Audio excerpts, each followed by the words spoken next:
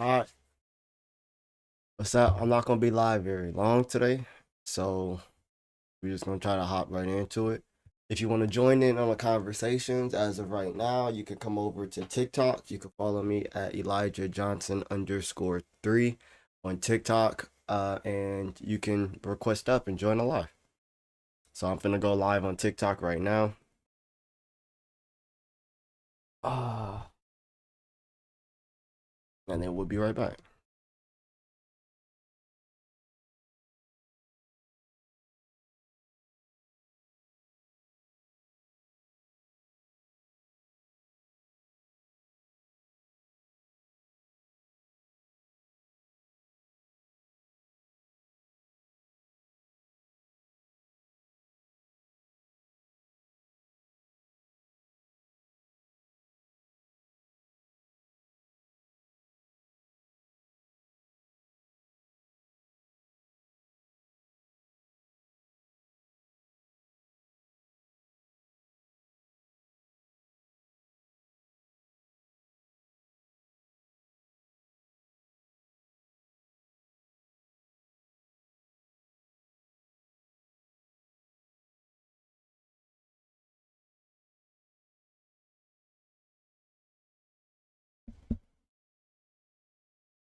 Okay.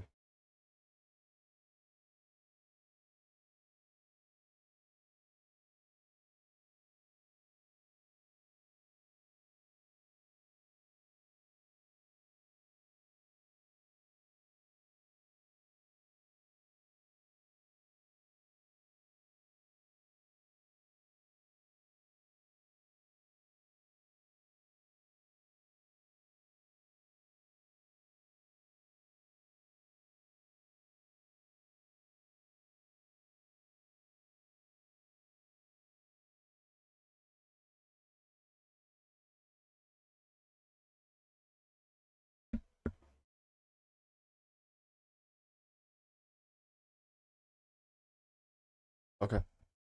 All right. What's up?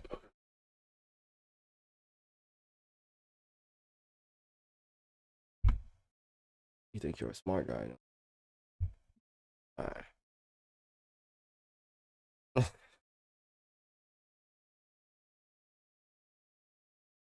What's up, man? How you doing? I'm good. Good.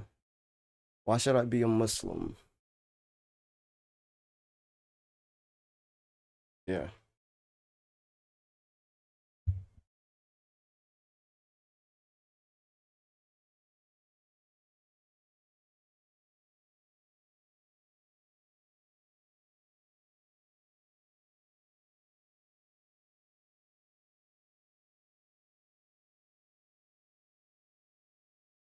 I mean, but Christians do that. Christians believe in one God.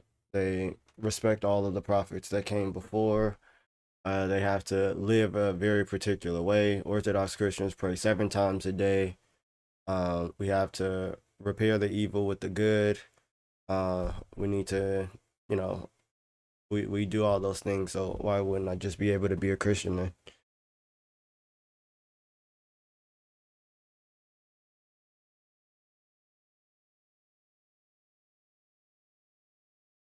Why? Why? So let's just take it point by point. And for anybody in here, tap the screen. Let's just take it point by point. Why do you think that he's the final messenger? Where do you?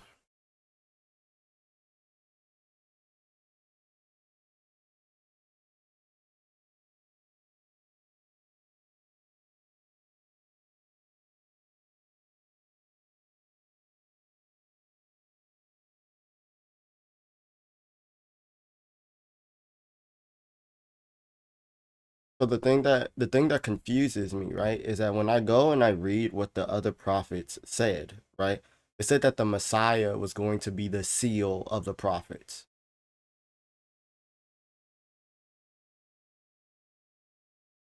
Yeah. So why would there be a prophet that comes after the Messiah that like changes the message of the Messiah? That doesn't make any sense. If we're respecting the prophets.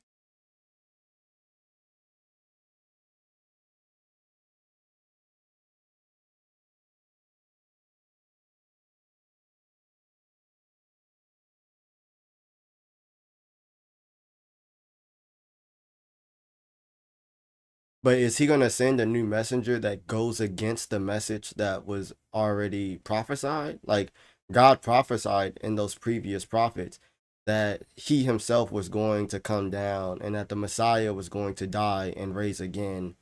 And then the Messiah comes and dies and raises again.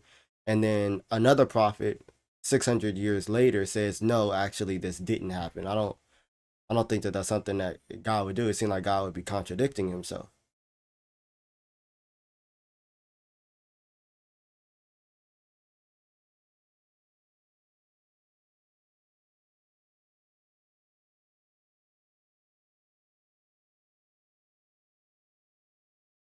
No. Uh-uh. Well, the Torah actually tells us. So with the Israelites, they actually feared God's voice. They didn't want to talk to God face to face. They were scared to hear his voice. So they asked for someone to be in between them and God. So that prophet was Moses. And God said that what they asked for was good. So he was going to continuously keep somebody in between God and man, namely the prophet, to give the message of God to the people. So there's periods of times, hundreds of years, where Israel's not going astray, but they still have prophets. So it's not.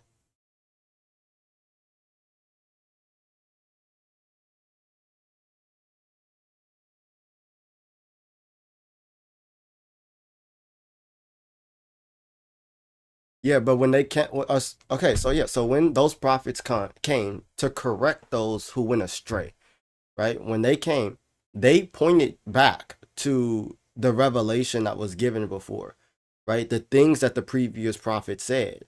They confirm those things that the previous prophet said, and they don't contradict those things, right? So they're not coming with a complete new revelation. The prophets were calling them back to previous promises and covenants. So even with the messianic promise and covenant that was given to David, right? So they're calling back even when they're prophesying about the coming Messiah because God promised this thing to David. And they're saying, "Hey, remember the covenant that was given to Moses. Remember the covenant that was given to Abraham." Right? And they're leaning on these previous revelations and calling the people who are going astray back to those previous revelations.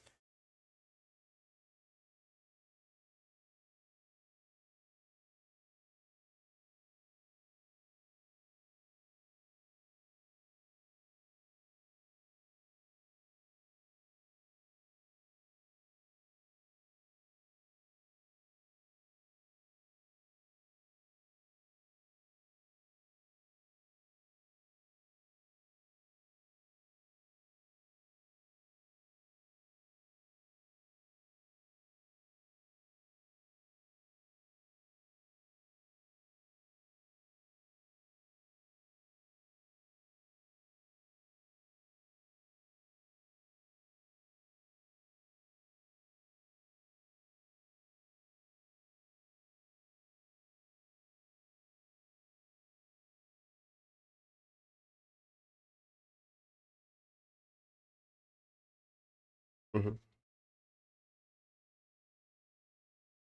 But you just said that you didn't pray to a specific God. You just prayed because you know that there's, yeah.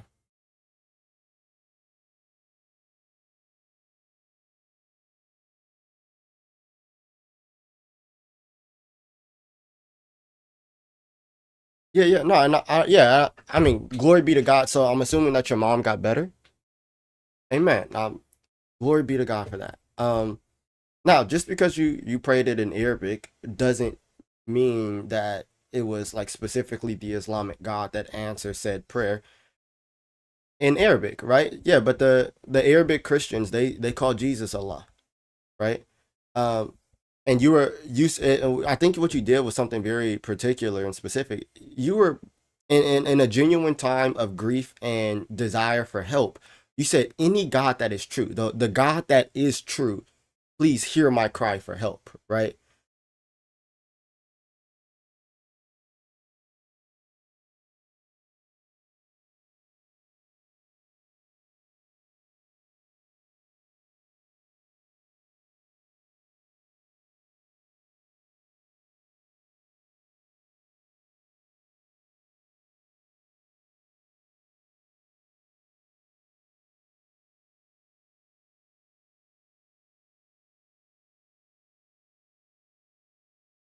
No, I understand. I understand what you're saying, but regardless of,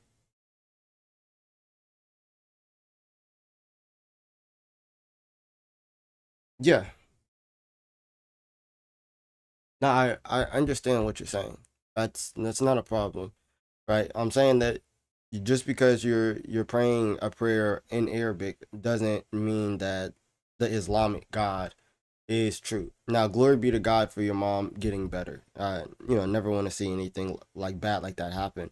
But in regards to Muhammad being a true prophet, right? When we look at Muhammad's teachings, right? When we look at the Quran, and just so you know, when you go off the screen, I can't hear you. Okay. So when we look at Muhammad's teachings, right, and what he does and what he teaches, it directly goes against the previous revelation that he says that he's confirming.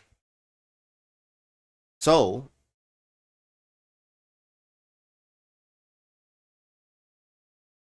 the deal, Abby. Tap the screen, you guys. Go ahead.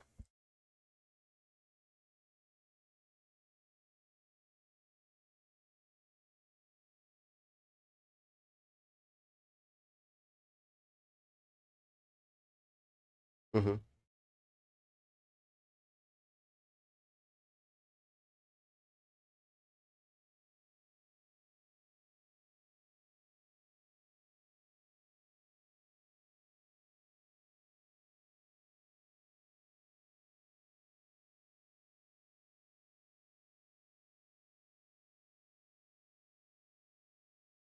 Yeah, so the thing, I think the reason to turn away from something is that I don't think that we could just rely on our feelings at all times, right? I think that what matters more is that whether or not we're following a God of truth.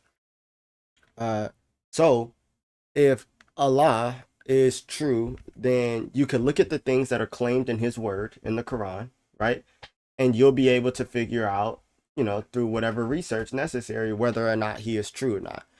Um, and one of these things is definitely previous revelation, as well as just consistency within the Quran as well. I think that, like, if you look, you would be able to see that one, the Quran isn't really consistent, and two, like it might have some things that might may be comforting, but if you're not following the true God, then it would be better for you to follow the true God. Period.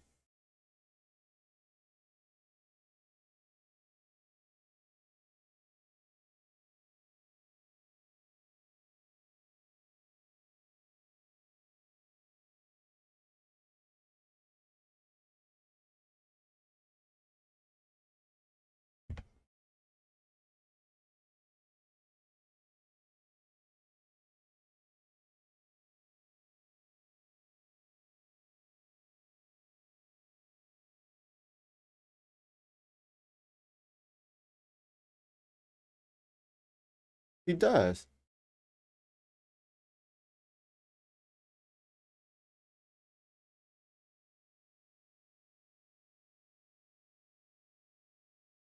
Where I mean, okay, but if that was the case, then you wouldn't be able to understand that Jesus is the Messiah according to the Quran. But do you understand what I'm saying?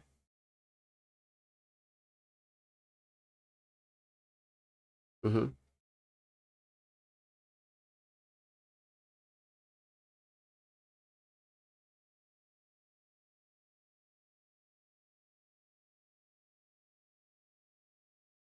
But Jesus does speak in it. That's what I'm saying.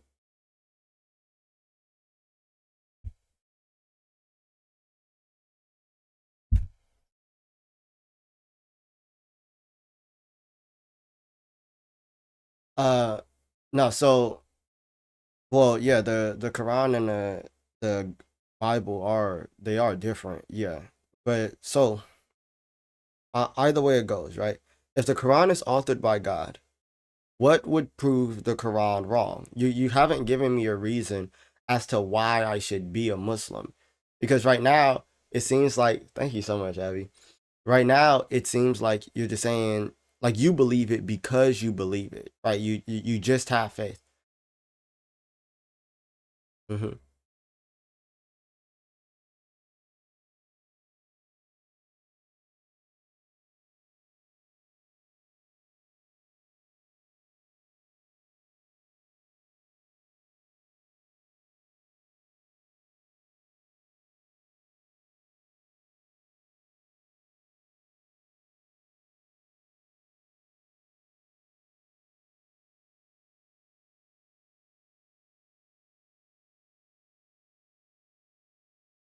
I mean, okay, wait. So here's my thing, right? Because I'm able to read this, and I'm able to read things in context and understand what's going on. So seeing Jesus claim to be God and doing the things that he does, that's very easy for me to see. I just read in context. I have, you know, pretty cool reading comprehension.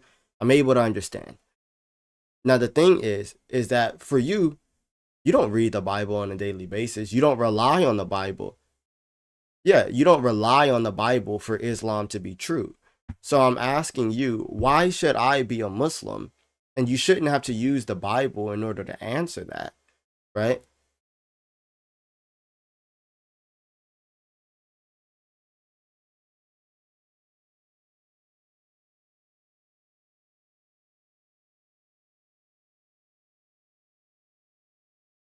No, I don't I mean, I haven't seen the evidence.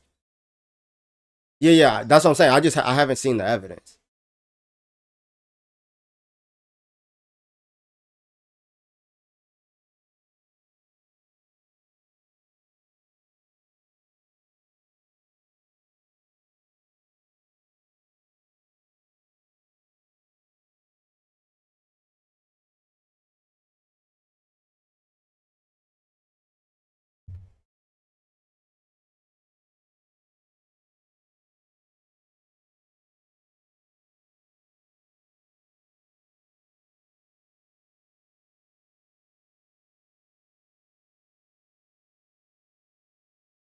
Are any of these historical testimonies outside of Islamic sources? So is it only Islamic sources that say these things?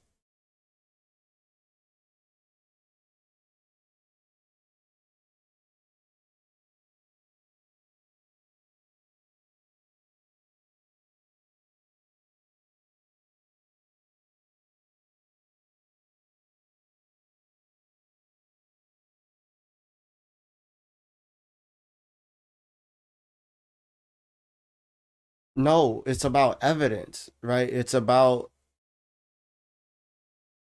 yeah.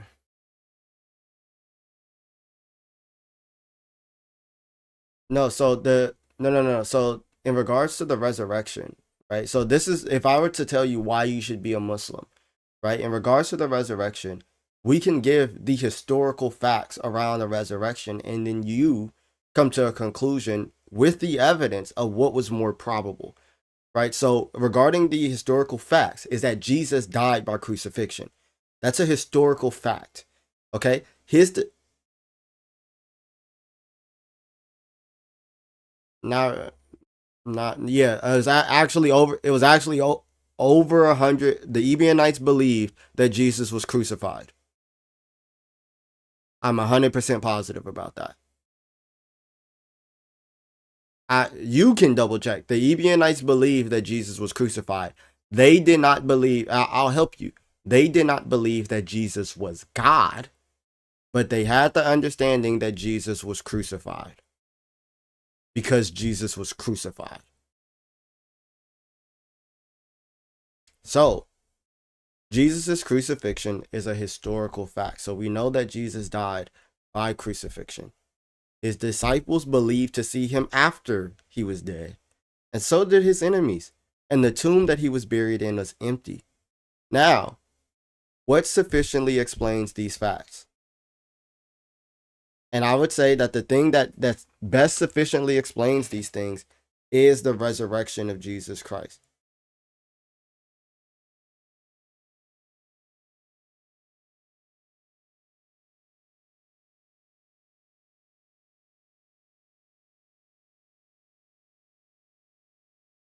We have independent sources to confirm these things though. That's the thing. Yeah, so the yes, in regards to I just gave you the what's called the minimal facts argument in regards to the resurrection. So it's just what we know historically that's solidified.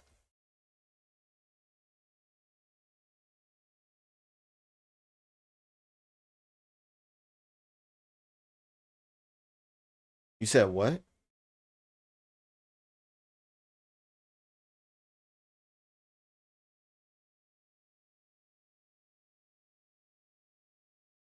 Yeah, like the Didache, the church fathers. I think Tacitus is like so now if you're gonna ask that, you're saying aside from the people who saw him face to face after resurrection, is there anybody else?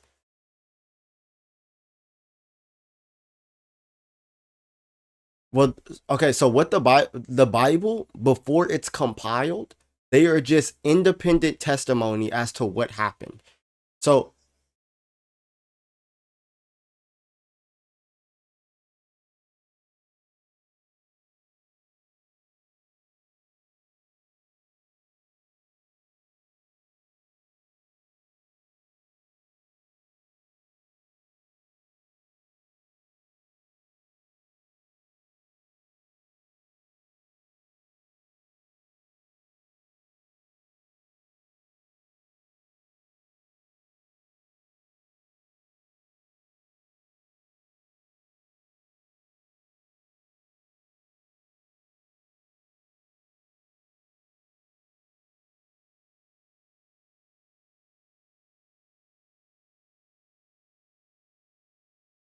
yeah, I mean you have yeah, no, you do. You have one, I actually did give you some. You have like things like the yeah, you have things like the Didache, and you have people outside of the Bible who talk about Jesus's death and his resurrection. So now, what are you asking? If you're asking for the people that saw him face to face, then we have their writings. If you're asking for other people that say that Jesus died and rose from the dead, we have those writings as well.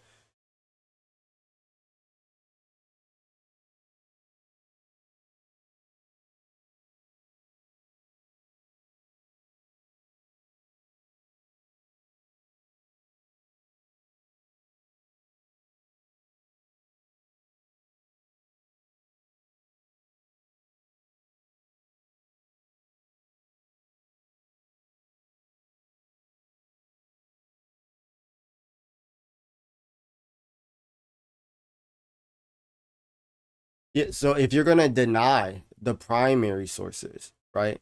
And you're asking for secondary sources. You're asking for people outside of the primary sources that said, yes, that's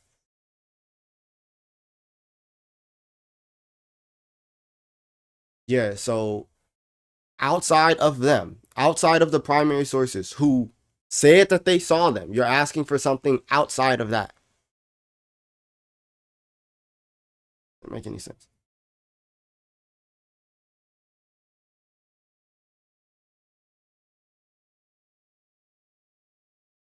That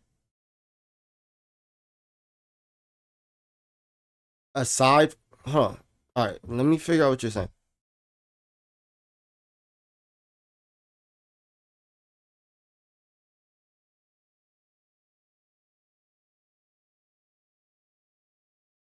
The Bible is a compilation of the writings of the eyewitnesses.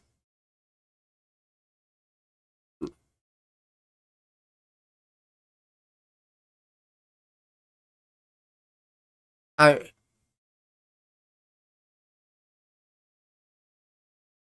okay. Now that's a different question from the thing that you're originally saying. I don't understand how you're missing that.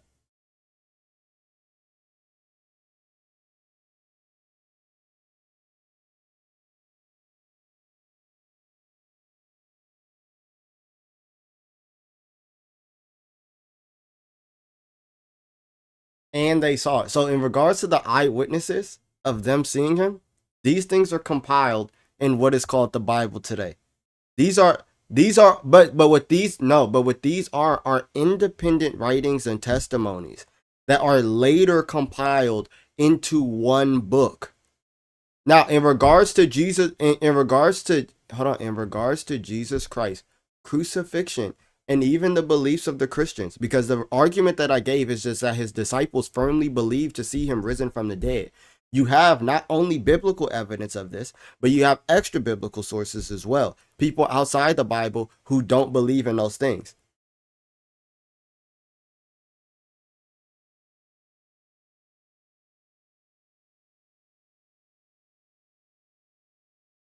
Either way it goes, that wouldn't provide me, or that wouldn't tell me that, okay, if no, I'm saying that even like, say for instance, if I were to grant you that Muhammad split the moon, although there's no evidence for it now, if I were to grant you that Muhammad split the moon, how does that automatically prove that he's a true prophet?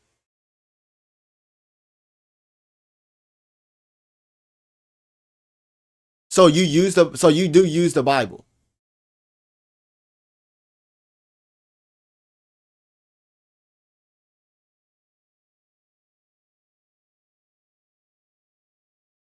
Does it mean that I no? I don't I not personally, I don't think Muhammad split the moon. But even if I were to grant it to you, how does that mean that the Quran is true?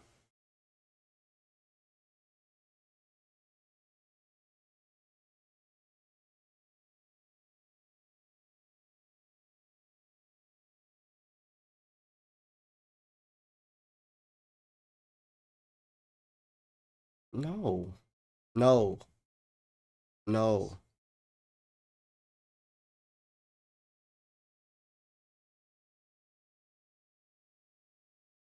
No. Why I so here's the thing. Here no, cuz here's the thing. Here's the thing. I'll tell you why. So in my belief, in the revelation that came before, dark forces do quote unquote miracles or magic. They have certain power over certain things to where they can manipulate nature, but there's a cap on their power. And you actually see this with Moses and the plagues.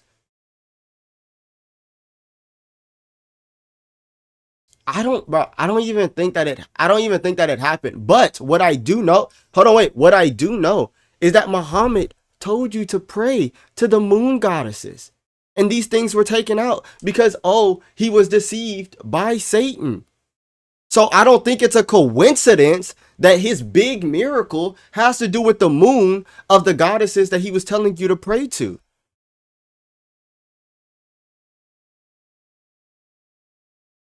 Do I think that he was affected by Satan? Yeah. I don't think that this is Satan going against himself.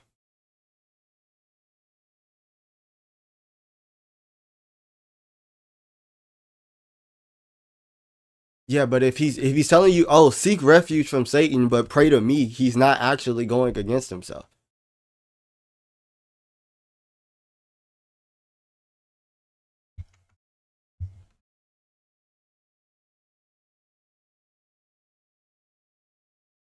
Because what he tells you to do is he leads you away from the true God. I'm being honest. I'm being honest with you. Listen to what I'm saying. Listen, brother. It's actually not ridiculous.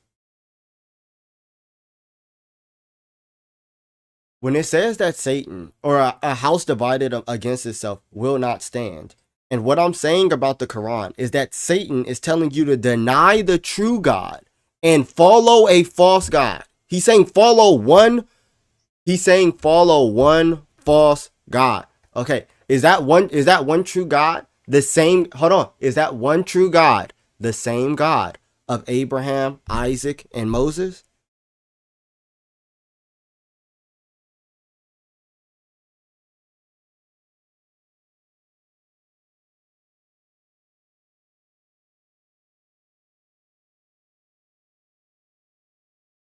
I don't think that you're following, brother. But you've been up here for 30 minutes, so I'm gonna have to get to the next guest. It's okay. Okay.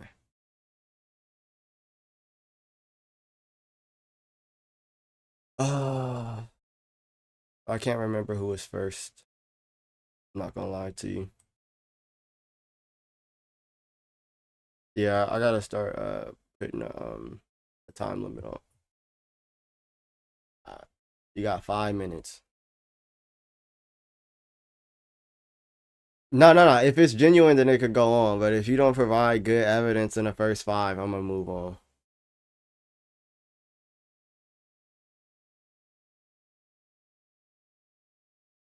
Well, don't waste your time. Just focus on the question at hand. Why should I be a Muslim?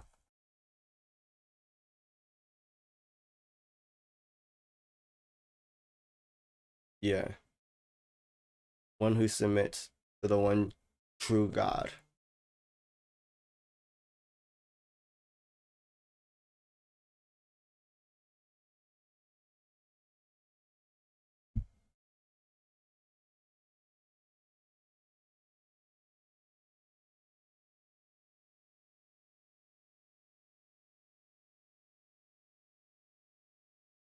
Yeah. So this one true, yeah, this one true God. What are the characteristics of this one true God?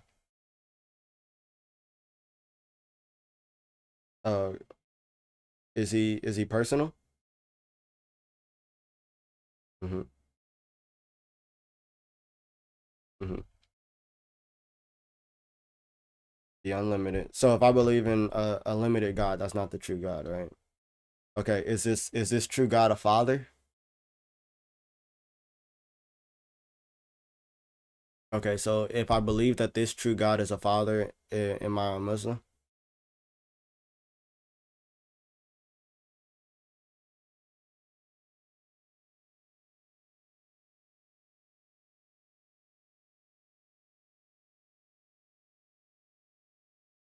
Okay. All right. Because we 2 minutes in. If I say that this true God is a father, are we talking about different gods? Okay. So, all right. Has this true, that's according to you, has this true God been revealed to people?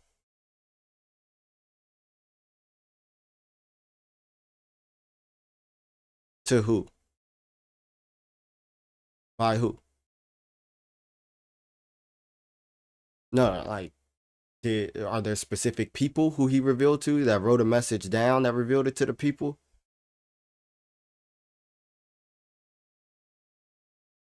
Okay. Who are these prophets? Okay, cool. Moses. Now, the God that revealed himself to Moses, right? That is that the true God? It has to be. Cool. That God that revealed himself to Moses and Moses wrote down what was revealed to Moses, where can I read those writings?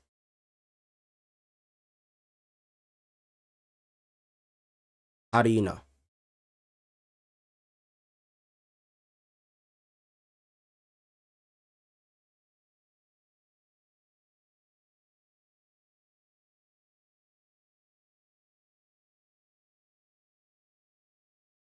What are you talking about? When was it burned? When was it burned?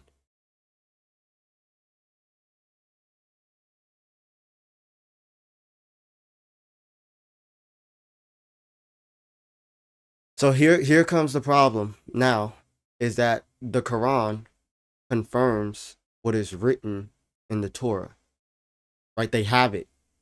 Muhammad read from it. Hold on. Muhammad read from the Torah.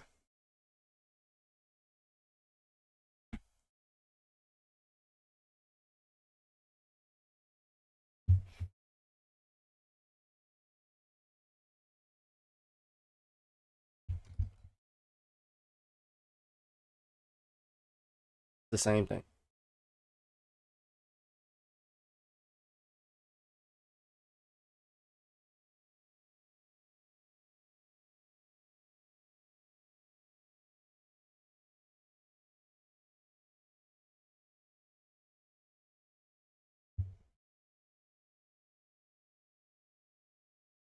The Torah. What's the Torah?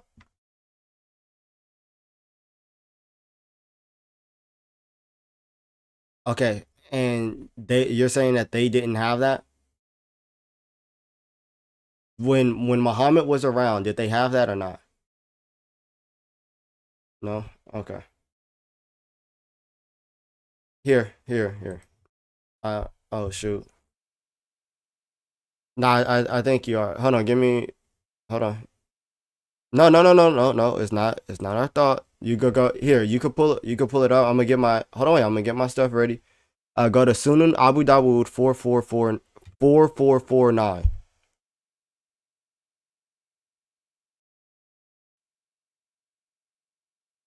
Sunan Abu Dawood 4449.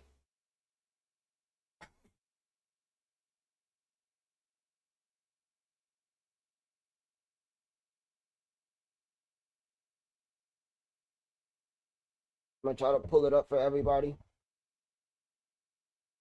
Do you have it? Okay. It says a group of Jews came and invited the messenger of Allah to Kuf so he visit them in their school. They said, Abdul Qasim, one of our men has committed fornication with a woman, so pronounce judgment upon them. They placed a cushion for the messenger of Allah who sat on it and said, bring the Torah. It was then bought. He then withdrew the cushion from beneath him and placed the Torah on it, saying, I believe in thee and in him who revealed thee. Then he said, bring me the one who is learned among you. Then a young man was brought. The transmitter then mentioned the rest of the tradition of stoning, similar to the one transmitted by Malik from Nafi. So, during the time of, yes, this is a Sahih Hadith. This, what do you mean? Yes, so he, during this time, right? Uh, the Torah is bought to Muhammad, right? He gets up off the seat that he's standing in, points, and says, "Hey, I believe in thee and the one who revealed thee. I believe in the Torah and the one who revealed the Torah." Yes. So during the time of Muhammad, they had the Torah. So when yes,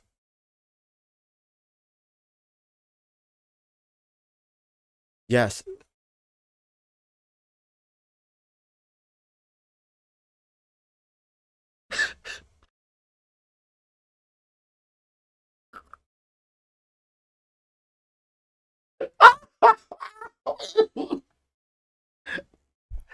Hey yo, hey yo, what? What you said they wait, hold on. You said they have the Torah, but they don't got the Torah. That's what you said? Hold on. Wait.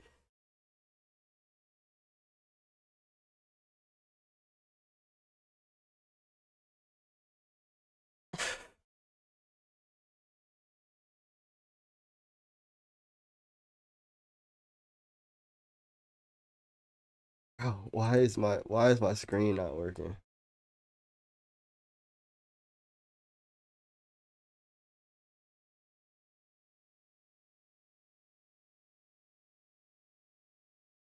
That's not true. You're just saying stuff. You're literally just saying stuff. I have it. I have it. Oh, why is it tripping? Did you struggle to find it? Okay. So you can open up your Bible, right? They did a good job. Hmm. The thing that well, one, you guys are just wrong. But the thing that is revealed to Jesus, Jesus comes with a teaching, right? This teaching, right, of what he does, what he teaches, right, and what happens is written down. These things, no, these are written down by individual people.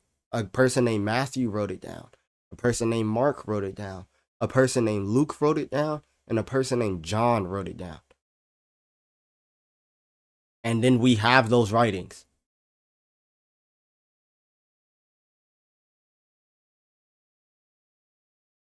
We have the true Injil.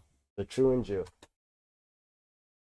Yeah, so the gospel, the Injil of Jesus Christ. Hold on, wait. The Injil, hold on. The Injil of Jesus Christ, according to Matthew, Mark, Luke, and John. So the message, the good news of Jesus, and it is given to us, right? It is taken, written down by Matthew, Mark, Luke, and John. Individually, they do this.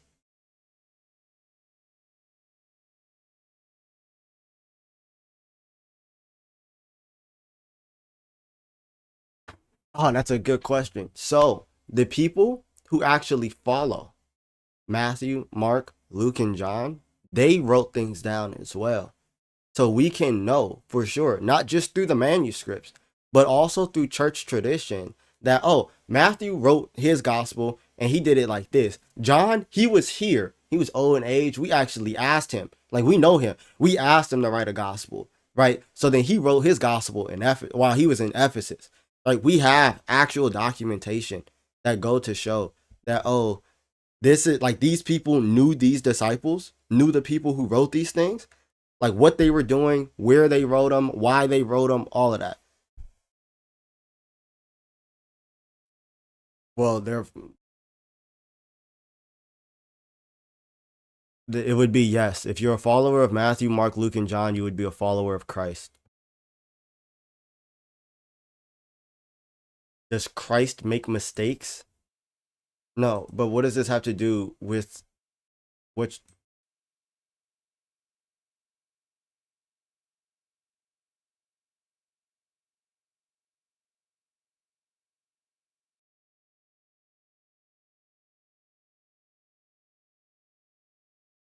What?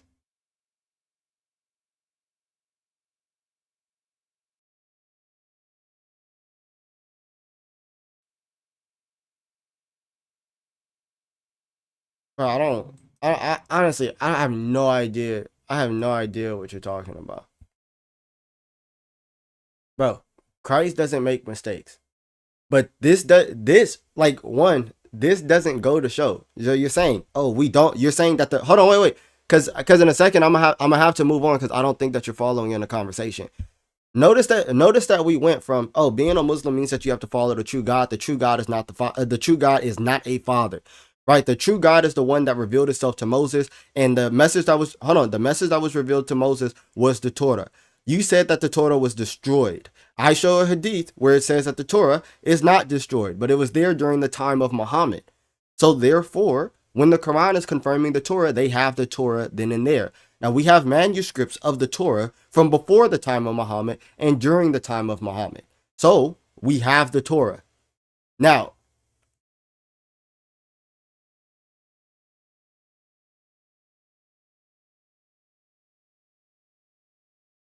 what?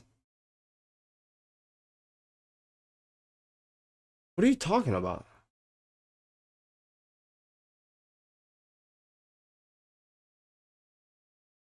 I'm not talking about what I believe. I'm talking about your sources. These are your sources.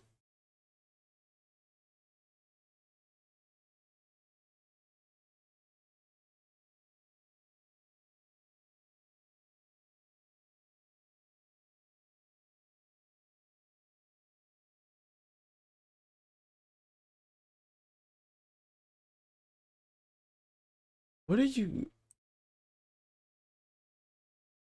What year?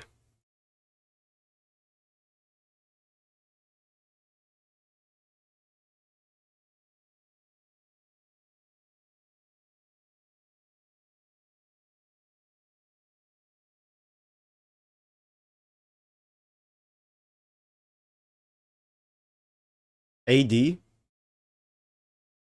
Yeah, so we have manuscripts 400 years before that of the Torah. Yes, we do. No, we have manuscripts of the Torah 400 years before that. Look up the Dead Sea Scrolls.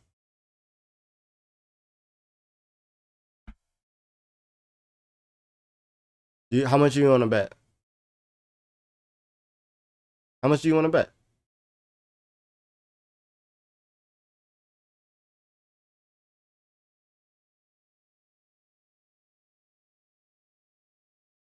Oh. All right.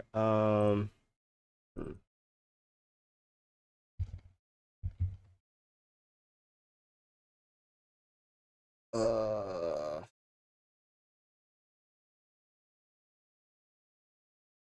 You said what?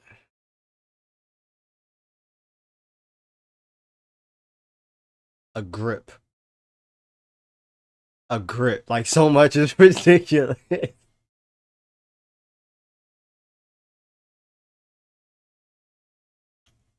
uh.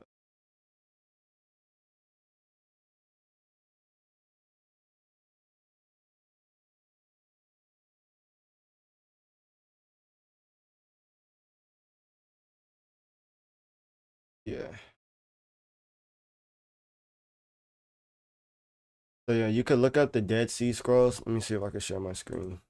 Oh my god, bro! I'm gonna have to restart my computer in order to do it. Fuck so much. Um. Yeah.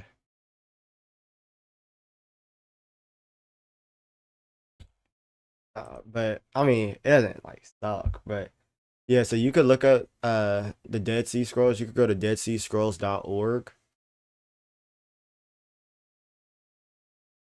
Mm-hmm. And you could click Explore the Archive.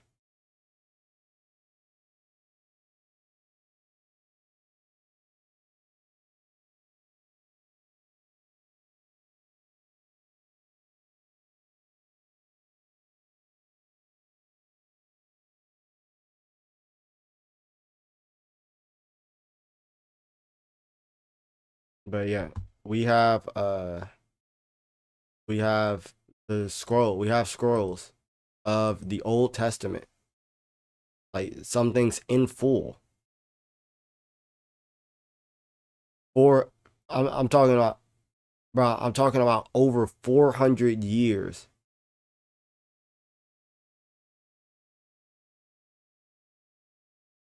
Yeah, it talks about the Messiah being God, yes. The Dead Sea Scrolls is written before Jesus. So it's the Old Testament. But you're asking about the Torah, the things that was revealed to Moses, we have those.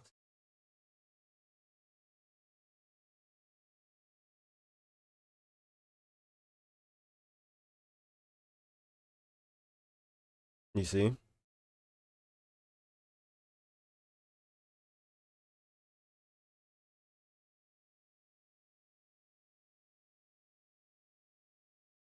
Yeah, the Dead Sea Scrolls are before Jesus. So the things that you're asking about the Torah.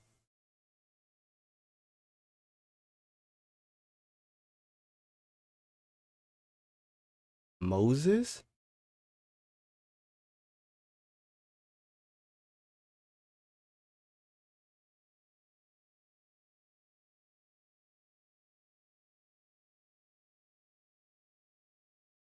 Okay. Jesus is the Messiah. The Messiah is prophesied to be God. You could look at the great Isaiah scroll. That's of the Dead Sea Scrolls. The Messiah is going to be God, that he's going to die, raised from the dead.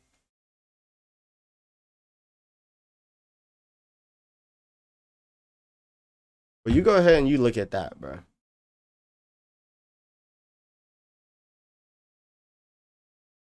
Okay. Well, where do you get your sources from?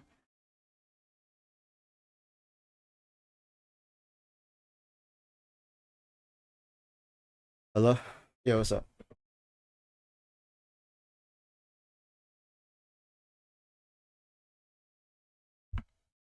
All right. God bless you.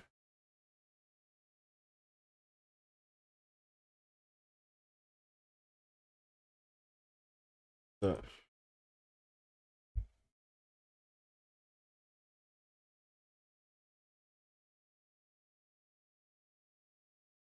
are you trolling? Okay, go ahead, bro.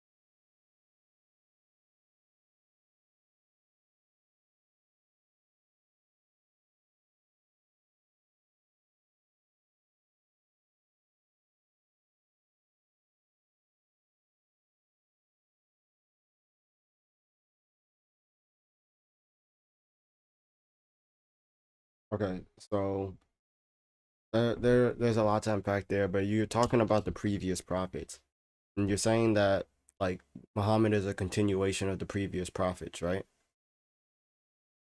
Okay, how can I confirm that?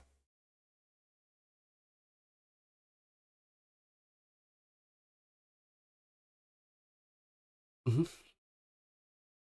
Can I read? Do we have the Torah? Can I read what Moses wrote?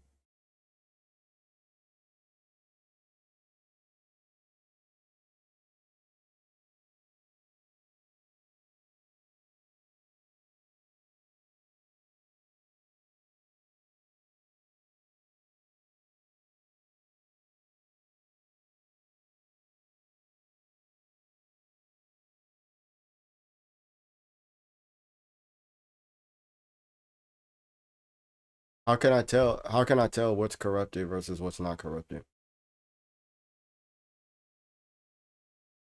But I'm trying to confirm that the Quran is true. So why would I use the Quran as the standard?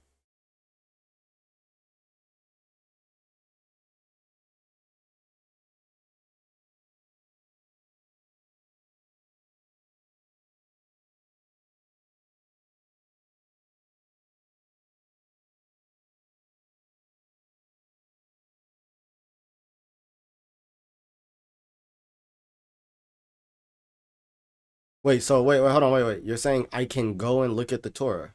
So we do have the Torah?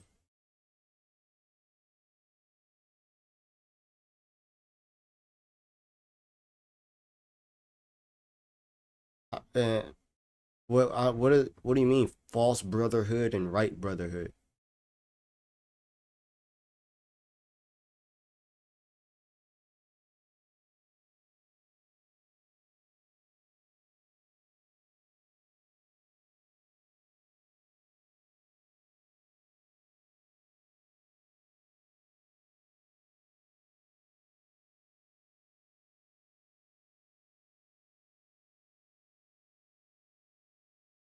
But you told me that okay, in regards to pork, right? You said go and look at the Torah, right? So I'm assuming I have the original Torah before it's corrupted to see what the Torah says. Because the Torah said like the Torah like I should be able to access that. Okay. So I mean what's different from what we have now versus what was original?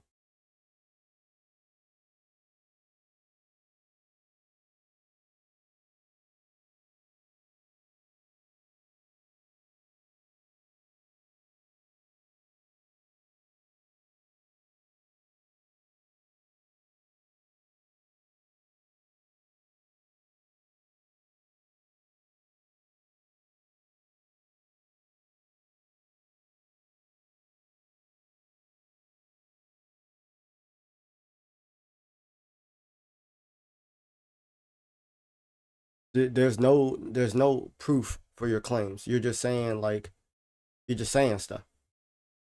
Yeah, but like why though? Like, it doesn't seem like there's any reason for you to believe what you believe. It sounds like you just believe it because like just cuz.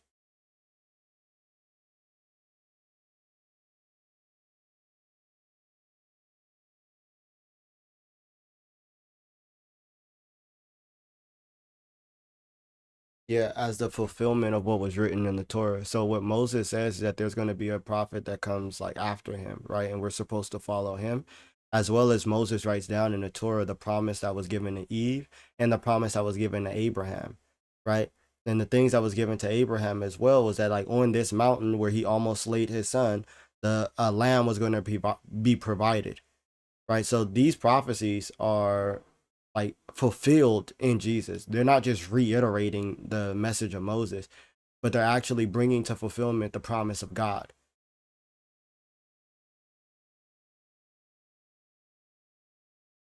What do you mean by missing?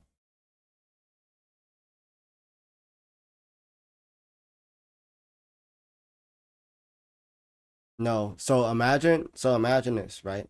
I tell you, hey, in 10 years, I promise you that I'm going to give you $5.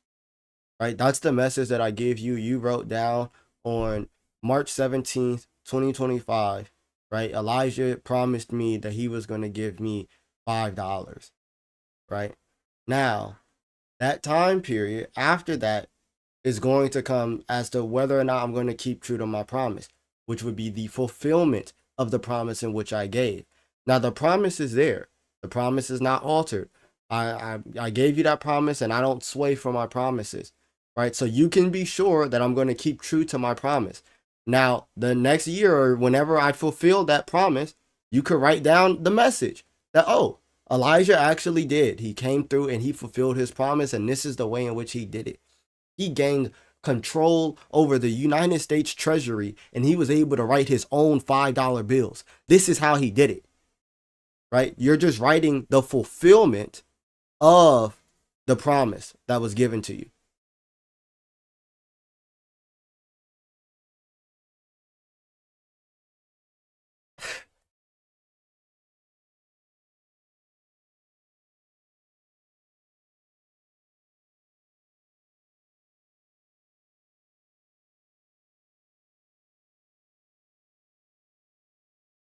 Uh, so what's that objective source? Oh, wow. Hey, I did not know that you were here.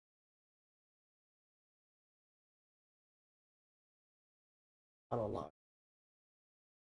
Yeah, so the thing is that you haven't provided any evidence that states that we okay.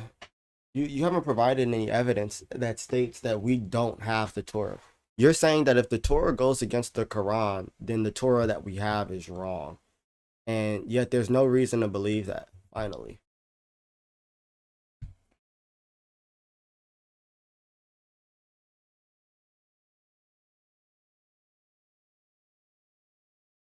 But I'm trying to figure out if the Quran is correct and it confirms the previous messages. So I can go to those previous messages and figure out whether or not the Quran is correct. Right? So I don't use the Quran as the standard. I'm trying to figure out whether or not the Quran is true. So if the Quran makes a claim, now I go outside of the Quran to figure out if what the Quran is saying is true. I don't just presuppose that what the Quran is saying is true. That doesn't make any sense.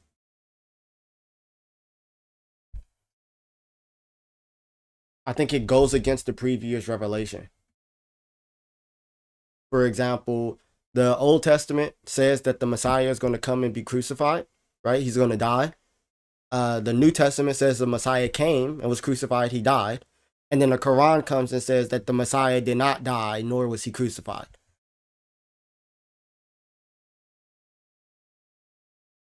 Okay, so you see how the previous revelation doesn't say it's going to look like he's dead, but he's not, right? The Old Testament prophesies. So before in the before four times, it prophesies that the Messiah is going to die. Jesus claims to be the Messiah, and he himself says that he's going to die. And he said that it was to fulfill the things that came before. So Jesus himself says that he dies, and then the Quran says, "Nah, that ain't happening." That goes against the previous revelation.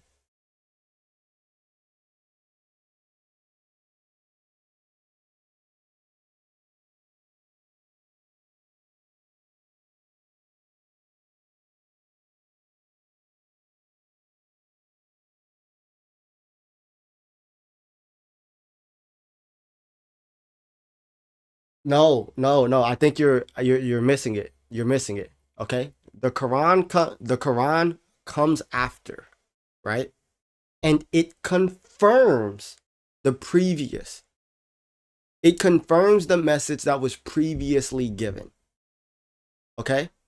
So, in order to figure out what's true in the Quran, we would look at the previous revelations, the things that was revealed previously.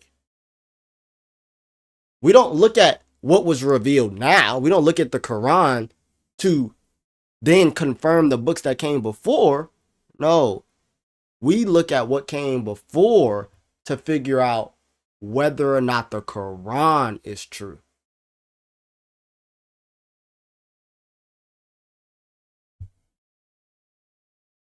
It's okay, buddy. Hey, God bless you. Okay? It's okay. It's okay, brother. Bye.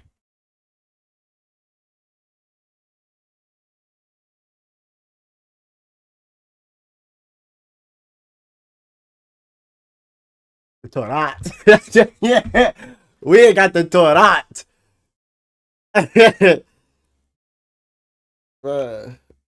Hello? Hello? Yeah, I can hear you. What's up?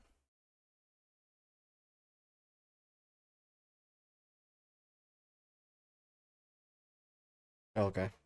Do you want to answer the question? Why should I be a Muslim?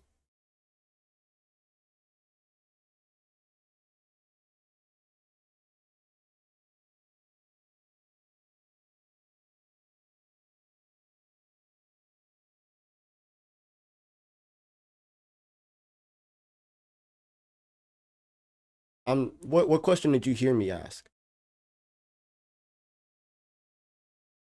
Okay, and what was your answer?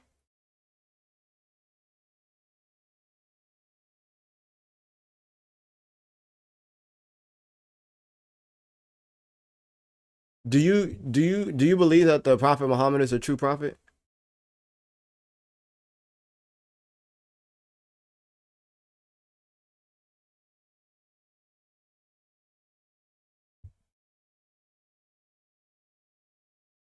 Not the slightest clue. Hello? Yeah, what's up? Not much, man.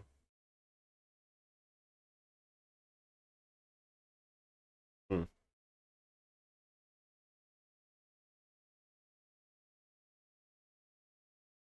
I was asking the question, why should I be a Muslim?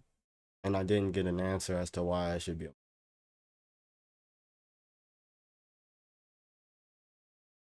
No, I'm asking you specifically.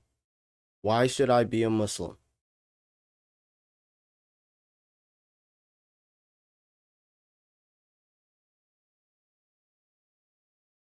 When you say final, yeah, are you saying that there's things that came before?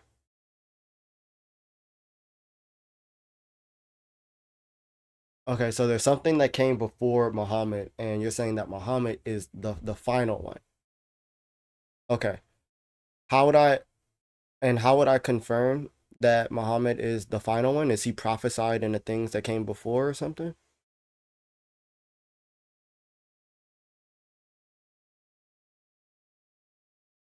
Why?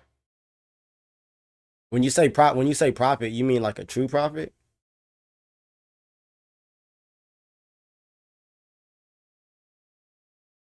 Okay.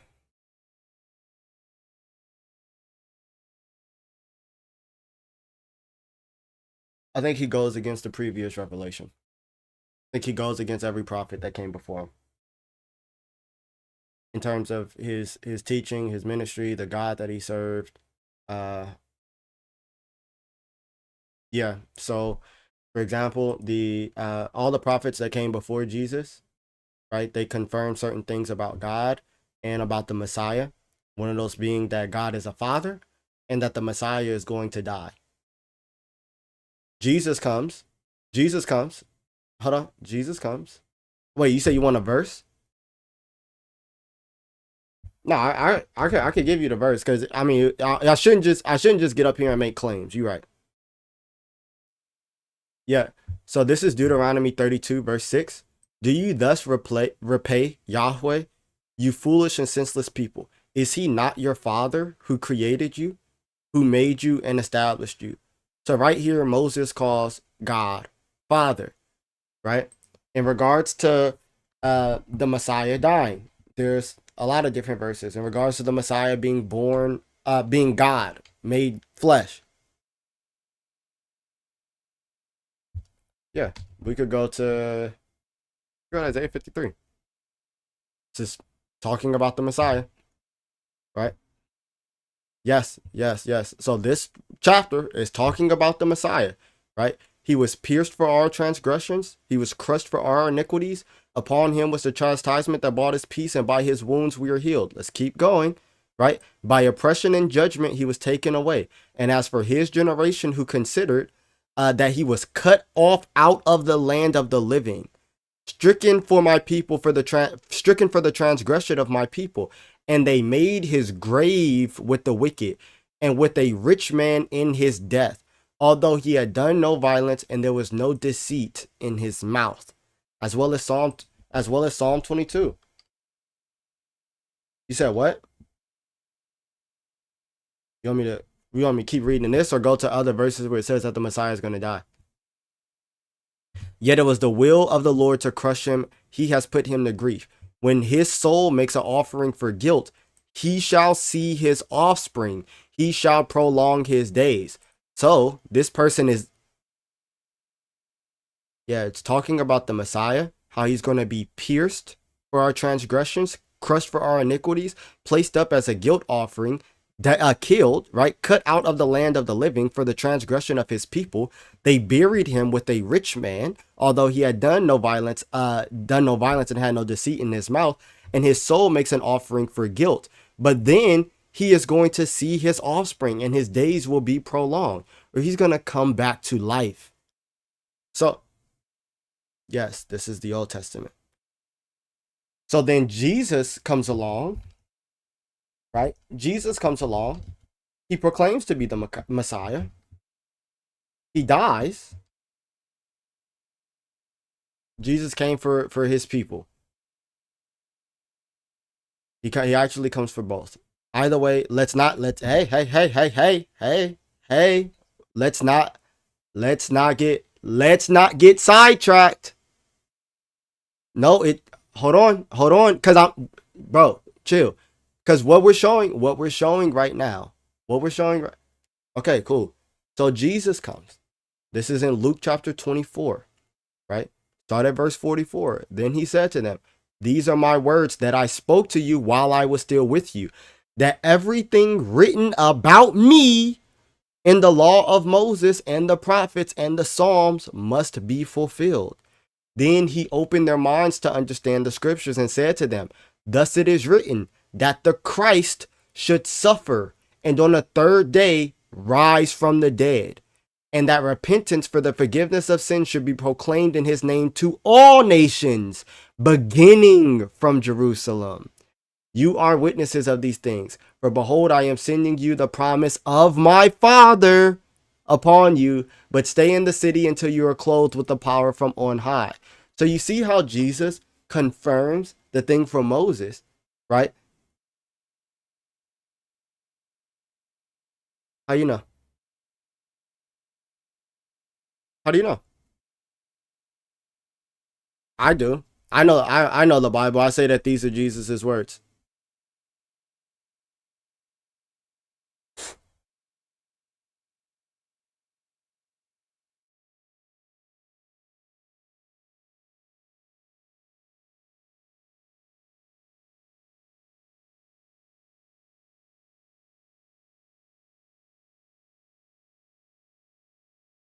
The Quran makes the claim that the Quran, hold on, because the whole thing is why should I be a Muslim, right? And you're saying, hold on, I'm understanding what you're saying, and I'm making sure that you're staying consistent. When you came up here, you said that Muhammad was the last prophet. I asked you, does that mean that there are prophets that came before? You said yes. And you said, why don't you believe that Muhammad is a true prophet? I said, I think he contradicts the messages that come before. You said, why do you believe that? And I'm showing you, okay, the messages that came before that are talked about in the Quran, the Torah, the Psalms, the Zabur, and the Injil, right? The prophets as well, they have a message that God is a father and that the Messiah is going to die.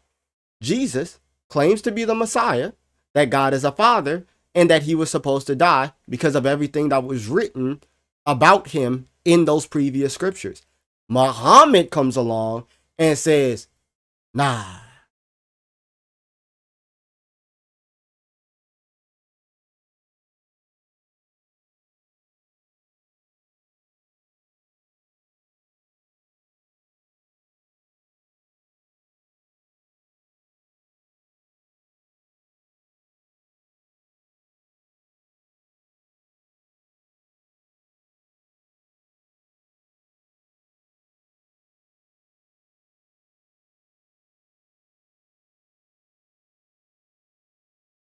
The the truth of the matter is, I yes, yes. So you're working backwards.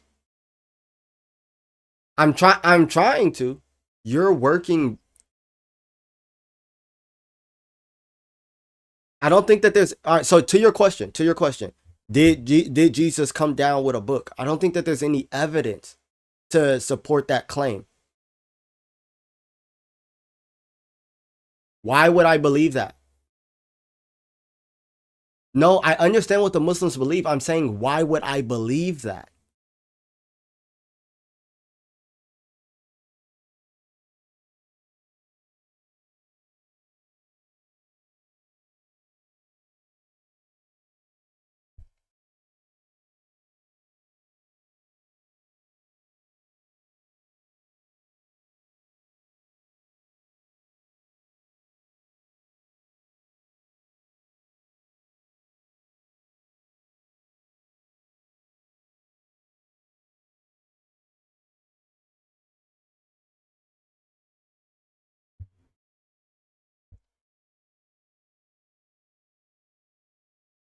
Hey, there's a poll for the chat. You guys could go ahead and vote if you guys want me to just kick the guest off because they're not following the conversation. I'll let you guys decide.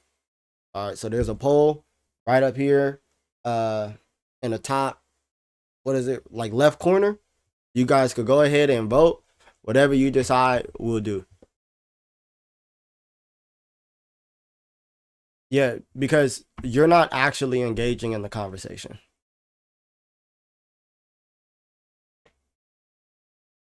I'm asking you, why would I believe? Why would I believe that what the Quran says is true?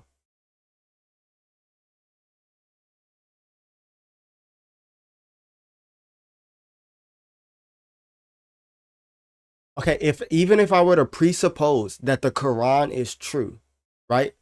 The Quran confirms the previous scriptures. Okay, what's the difference? All right, can you show me the difference between the scriptures that was revealed to Jesus and the scriptures that were revealed to Moses? How do you know?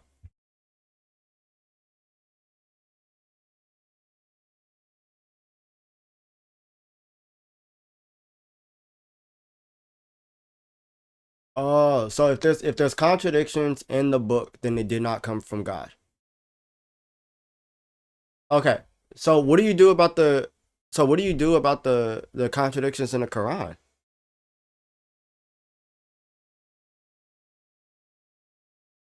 Yeah, no, I'll give you the contradictions. To Surah. Well, you don't think that we have the thing, so it wouldn't matter.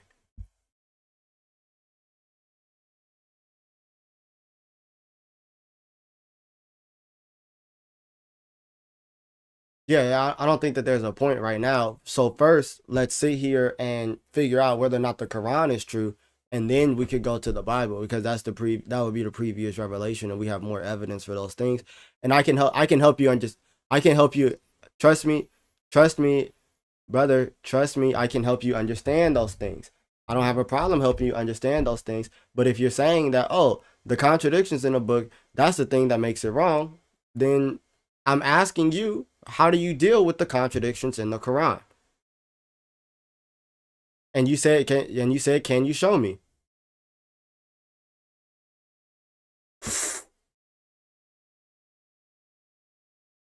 No, no. I'm saying that even if I presuppose that the Quran is true, the Quran confirms the scriptures that came before. Oh dang, I'm sorry, bro. You getting kicked off. Do you wanna see this contradiction in the Quran? Or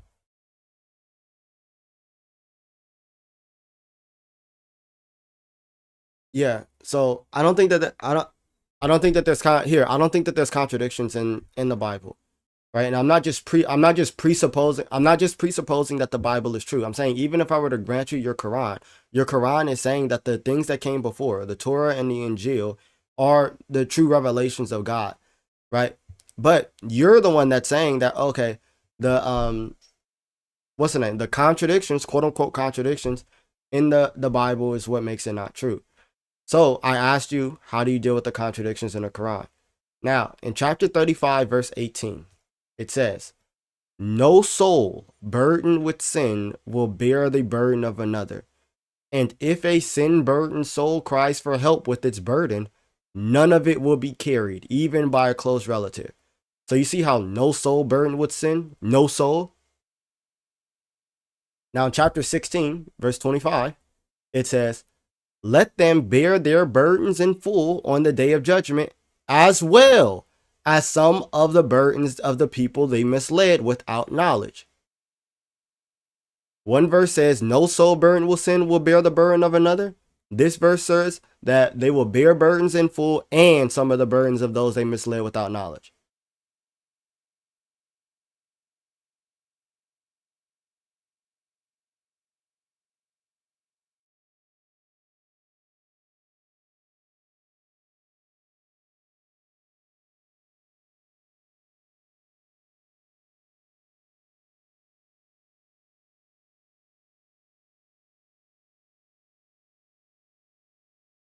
Okay. And what it said, yes, what it said, yes, one verse says that you will not bear any burden of another person. Another verse says you will bear the burdens of the people you misled. That's another person. That's another person. That's another person.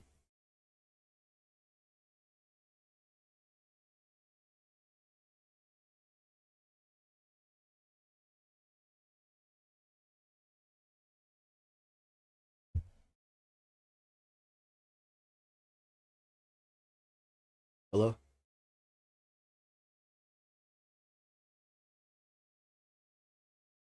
Uh, it's that type of style of animation, yeah.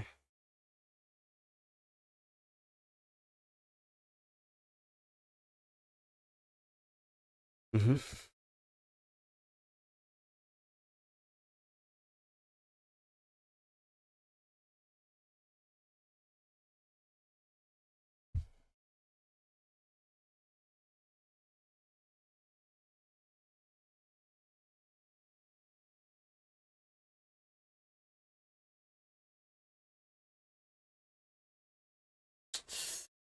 Uh, okay.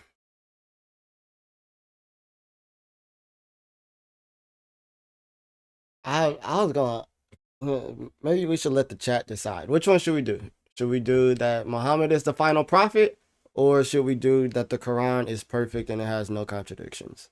Which one should we do? Chat, you guys decide. Quran. I see one vote for Quran. Let's see. Quran 2. Quran, Prophet, Quran. All right, it's a lot of Quran. So we'll go with the Quran. All right. I think that there are inconsistencies in the Quran, so even by your standard, it would be false.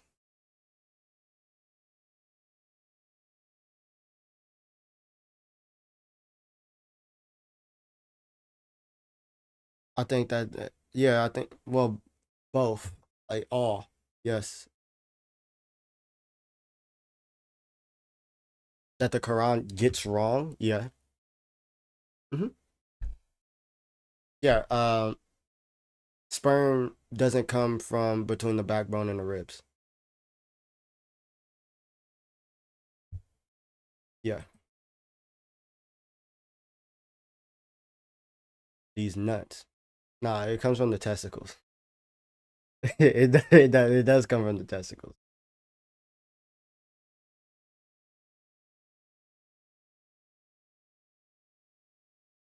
Yeah.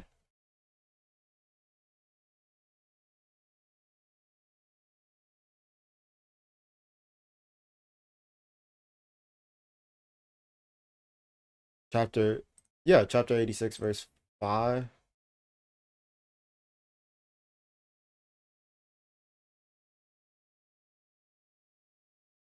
Yeah. Start from verse 5 and verse 6. It's right after that awful verse in verse 4.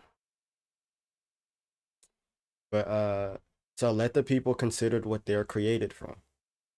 They were created from a squirting fluid stemming from between the backbone and the rib cage. Okay.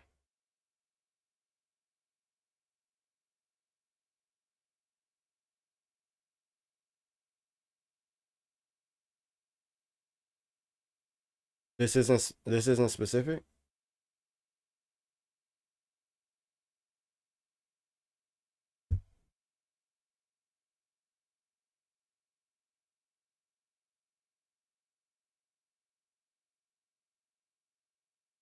There's a lot of stuff going on.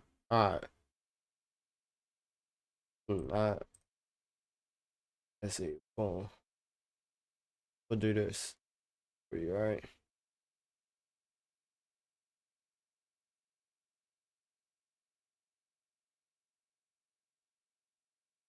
All right. So boom. Here's your ribs, and right here, hoping you can see my mouse, but right here is where the backbone and the rib cage, right where you see this little floating thing, right here. This is where the ribs end. You see?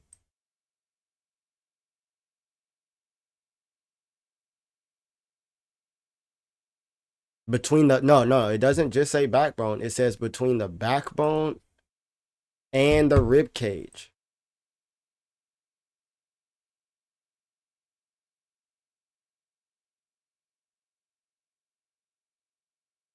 Not your the spine is your backbone.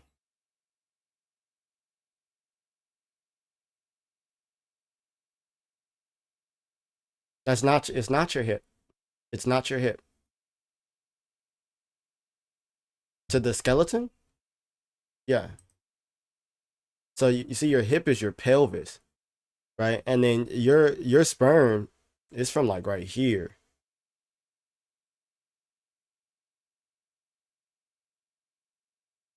Cause that's a different that's not also the backbone. The pelvis is another bone.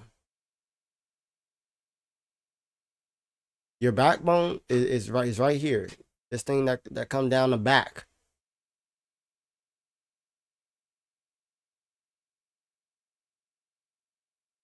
So that's something that it gets wrong.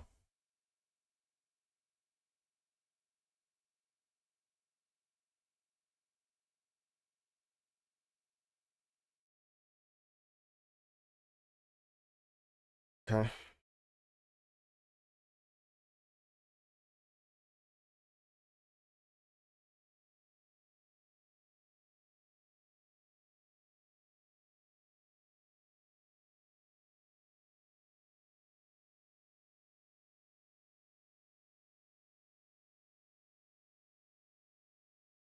But brother,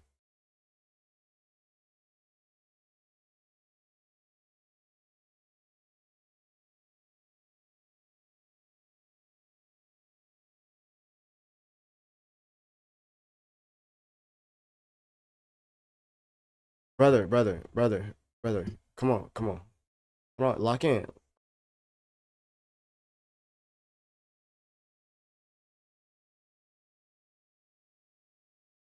Now, we know what the Quran is alluding to specifically. We know. And okay, so this is just something that the Quran gets wrong.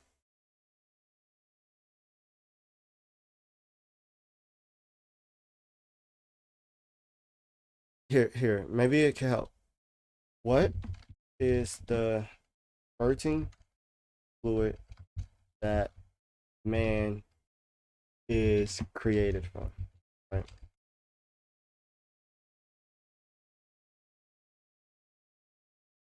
Uh, it's just gonna bring it. It's just bringing up the Quran. Or you could just ask, where does semen come from? Okay, do you? Where does it come from?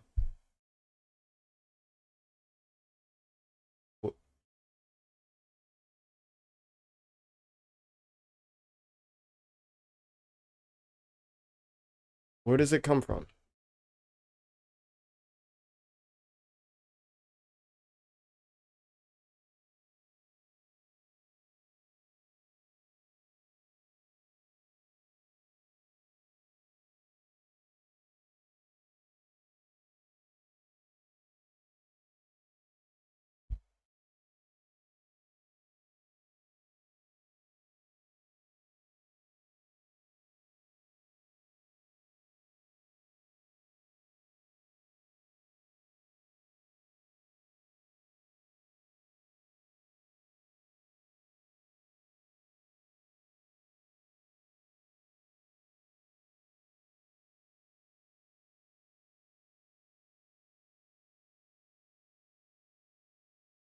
It's very specific. Have you read the tafsir,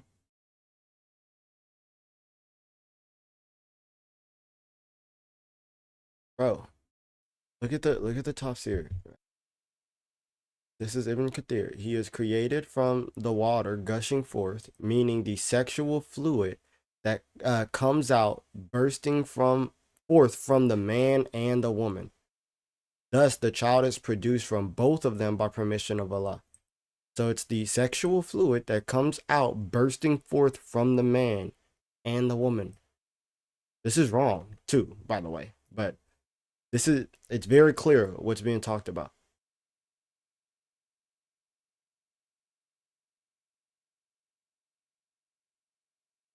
Okay. Okay. Hey, I'm gonna move on because I don't know if you could. I don't know if you're understanding. It's just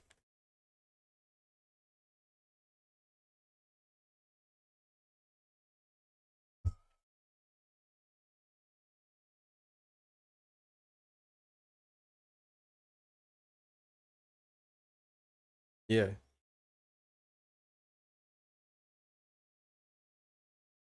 It's wrong. It's wrong. That's it. It's just brother. It's just incorrect. It's okay. It's wrong. It's wrong.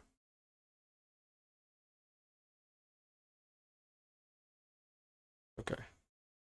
What's the point of me showing you another one? The point of that. Hello. What's up? Mm-hmm.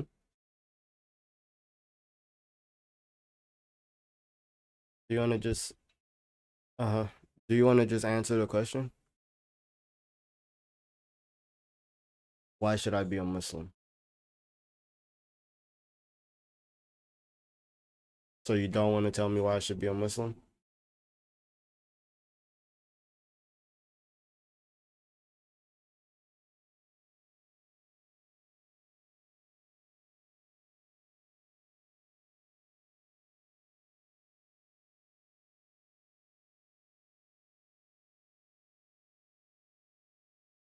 Well, the image, we're just we're talking about the verse where it says that they are created from the spurting fluid that comes from the backbone and the ribs. What do you want to talk about? The sexual fluid that gushes forth from the backbone of the man? Yeah, it's not in the backbone.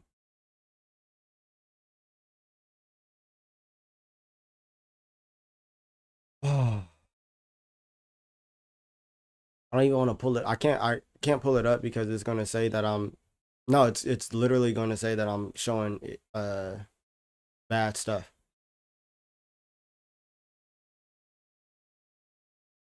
Here, I could do this because this isn't inappropriate. This is the seminal. Hold on. I don't want to show nothing inappropriate. I'm finna show you the seminal vesicle, bro. It's underneath the bladder,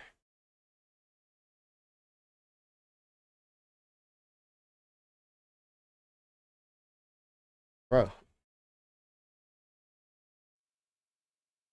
This is the seminal vesicle. This is the bladder. This is the bladder. This is the urethra. I'm not finna, bro. That's not between the backbone and the ribs, bro. That's not between the. Where's no one's afraid to show, bro. Hold on. Let me see if I could pull up a better image for you, bro. Let me see if I could pull up a better image for you.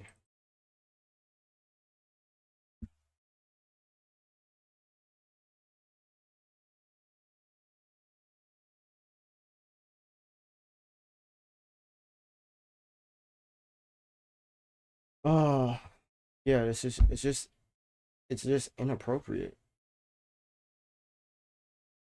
I mean, it is. If I show it, it is. But it's in.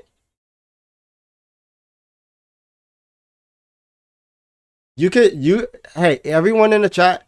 All right, if you guys say it's science, hold on. Wait, if you guys say it's science, I'll pull it up. I'll pull it up. But uh,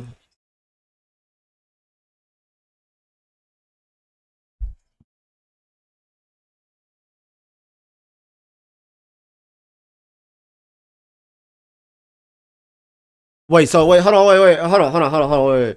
It comes like so where the seminal vesicle is the spot between where the ribs end and the spine, like where the spine is. That's where it's at. Okay. Hmm. What do you want me to look up? What do you want me? Hold on. Wait.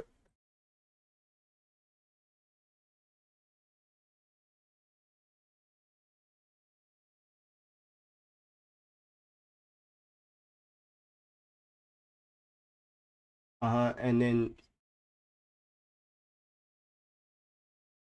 no one, no one's. Yes, I can see where the seminal vesicles are, but where the rib cage ends is way higher than that. Okay, what are you saying?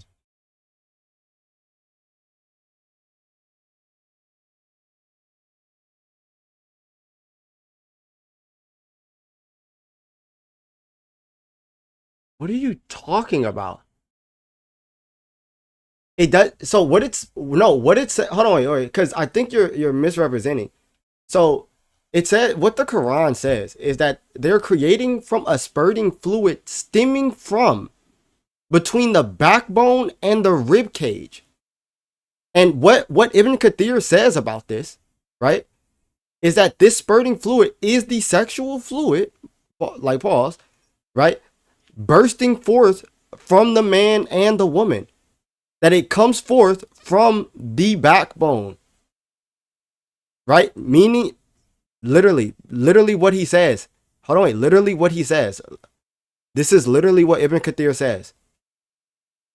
This is what Ibn Kathir says. It comes from the backbone, meaning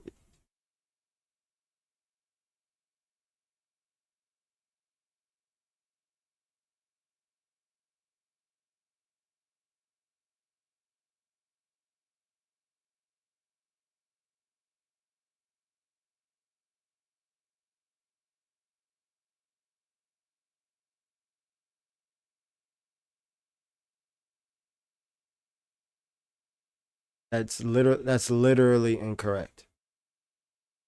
Where are the ribs?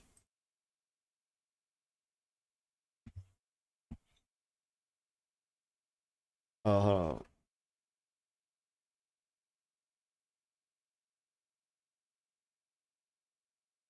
Not between the backbone and the ribs. No, this is on the I could. Would you look up so I'll pull it up fully. It the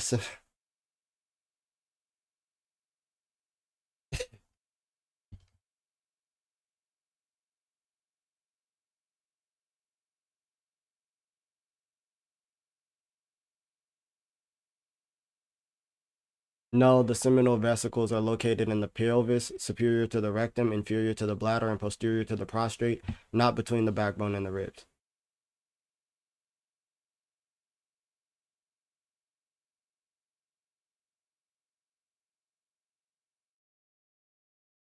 Okay, bro. If you're not interested in what Google says, then what are we talking about?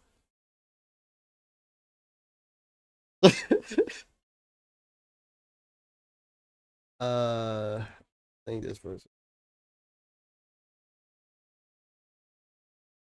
Hey man, I'm just looking for a reason. I already had him up. Uh, uh,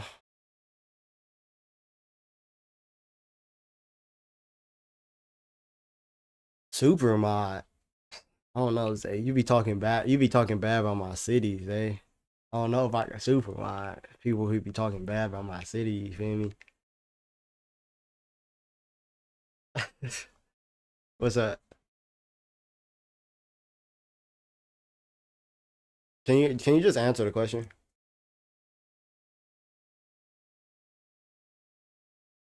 bro? Bro, just answer the question. Like, why should I be a Muslim?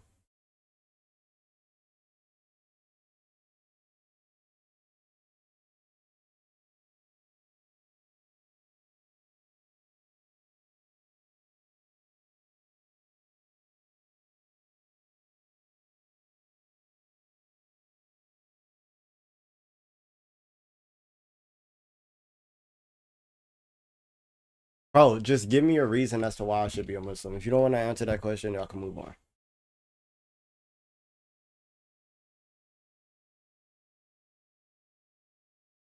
What are you talking about?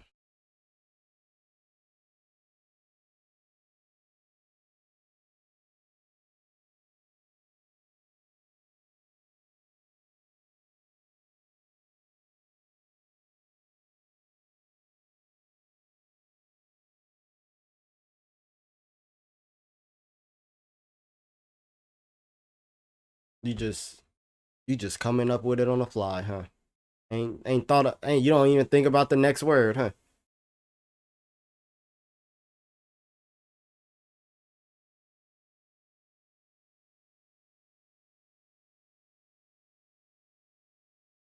What are you talking about? Oh my god. Right. It's just it's just wrong, bro. It's just wrong. It's okay.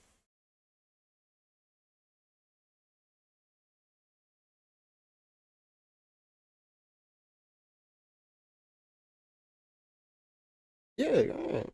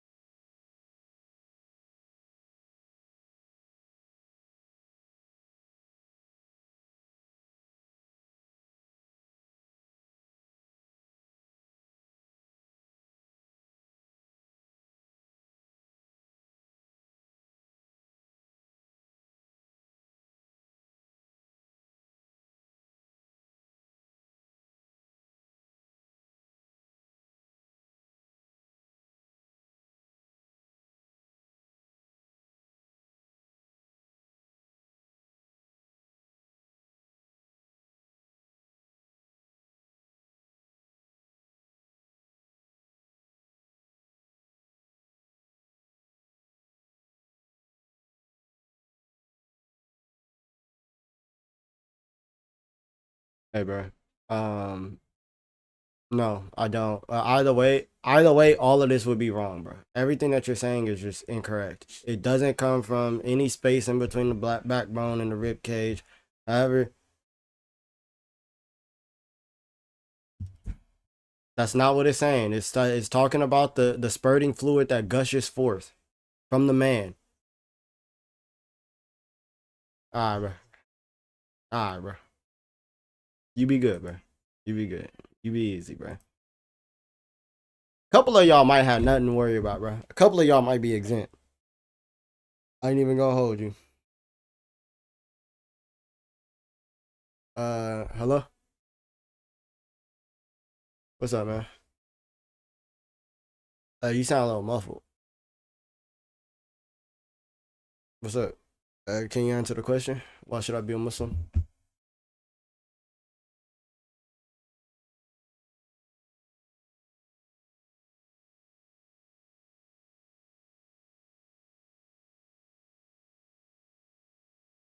You said I should be a Muslim because what, you believe in one God, so do other people, and you guys didn't have a loving God that died for you. What?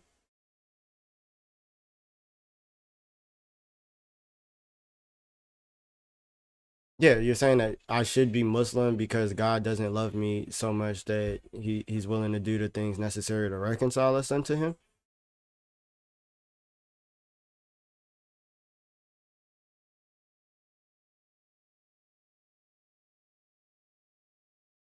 Yeah, but just because it doesn't make sense to you doesn't mean that it's not true. So we don't even need to go down that path, right? There's a lot of things. Yeah, there's a lot of things that don't make sense to you. Right? I'm not sitting here. I don't need to prove that, right? That doesn't matter. Okay. Oh, they find the way in which God exists complicated? And so you think in all honesty, like the transcendent infinite God shouldn't really be a little complicated, huh? He should exist just like you. Is that what you're saying? I mean, it's easy for me to remember.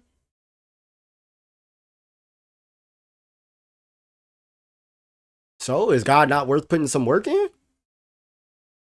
Is God not worth putting some work in? Oh, all right, my fault, bro. My fault, G.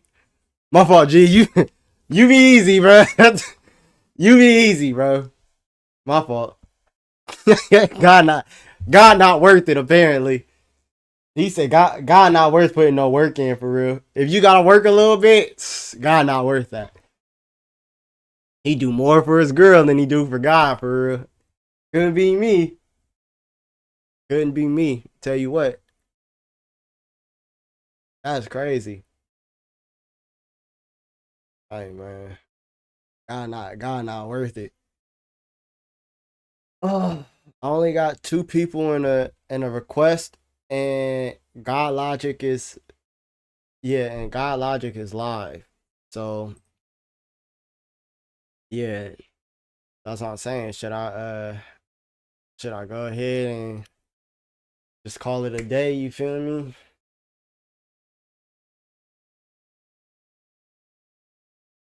I think that's good enough. I was just supposed to keep the, keep the time period until God Logic went live. Happy St. Patrick's Day. Yeah, nice. See, yeah, and boom, everybody going. All right, this be my last guess. This, yeah,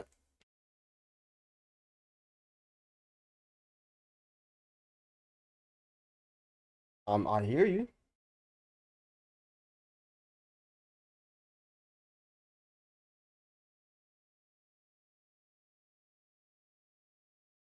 How how do you know that the Bible is false?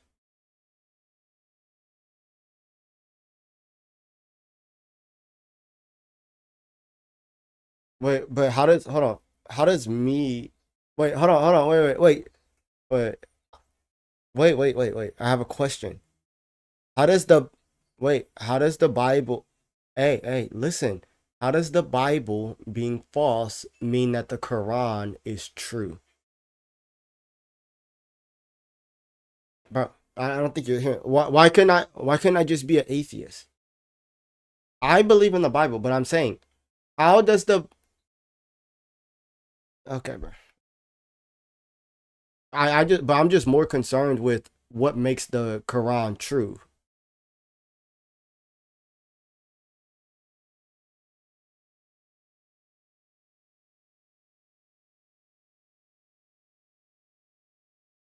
Is your argument the Bible is if the Bible is false, then the Quran is true, the Bible is false, therefore.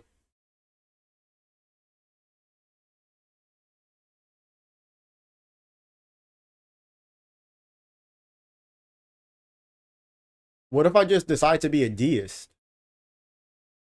I'm not. I'm genuinely not. But what if I just decide to be a deist? Like I just believe that like God created and sustains everything, but like I don't think that he really reveals stuff.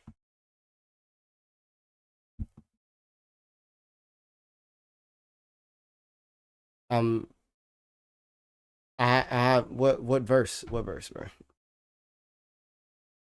What verse? What verse? Okay.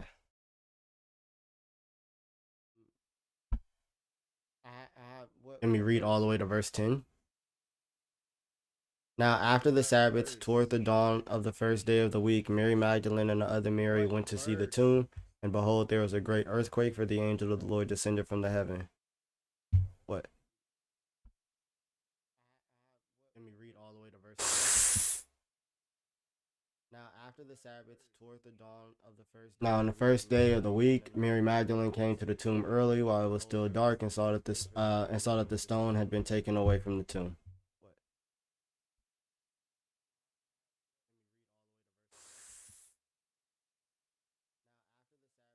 He doesn't. Can you? Yeah, just show me. Show me right here. Show me right here where it says only Mary Magdalene. And saw that the stone had been taken away from the tomb. No, no. Let's stay. I don't want to just verse from hop to hop. Like I don't want to verse hop. He doesn't. Can you? Bro, yeah, just show me. Show me right here. All right. Does Matthew say only? Does Matthew say only two women? Does Matthew say only two women? Does John say only one woman? Okay, so they're not. So neither account excludes the possibility of other women being there. They're just focused on one person or two people or three people. Okay, so they're not. So neither account excludes the possibility of other women being there. Yeah, so the other day, right? I can tell you this. The other day, I was hanging out with my friend Jordan, right? I was hanging out with my friend Jordan on Friday, and we went live together. And then Jordan could be like, "Oh, yeah, on that Friday, Elijah and Dom went live. We all went live together." The other day, I was hanging out with my friend. Both are true. When I say that I went live with Jordan, I'm just focusing on, oh, I went live with my friend Jordan. And when Jordan, he's giving more context. Now, my fiance who was here could say, yeah, I was there with all of them. We all went live together. Both are true. When I say that I went live with Jordan, do you not understand what am I saying? What am I saying? Jordan, he's giving more context. Now, my fiance who was here could say, yeah, I was there with all of them. The story, the bro, the story that I'm telling you, right, is that they're giving an accurate event of what happened. Yeah, me and Jordan did go live together. When I give you the example, no one's sweating, bro. The story that I'm telling you, no, bro. I don't think that you're following, bro. Me and Jordan did go live together. When I give you the example, hello, Hello?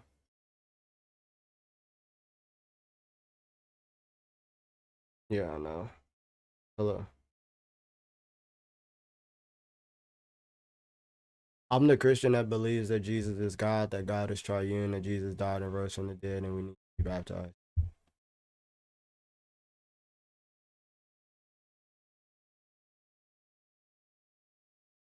Do you want to answer the question?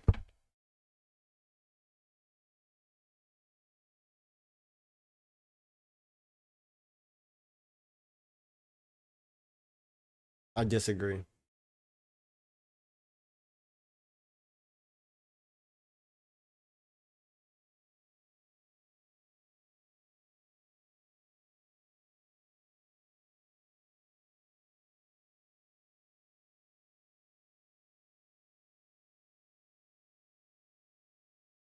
Hey, hey, Mercury. I don't need your testimony, bro. I don't need it, bro. But I don't care about it for real. Like, I don't, it don't do nothing for me. It's not gonna answer anything for me. I just, so why couldn't I just be any other religion that's not Christian?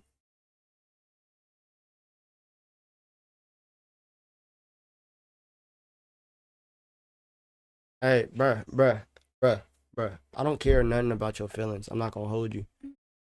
I don't. So like you telling me how you felt when you prayed to Jesus doesn't mean anything to me.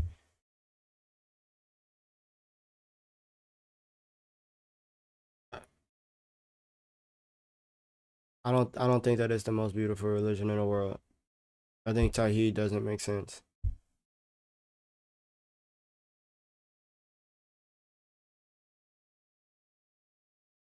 Yeah, yeah, yeah, yeah. Them Ethiop. You said what about them Ethiopians? You said them Ethiopian what?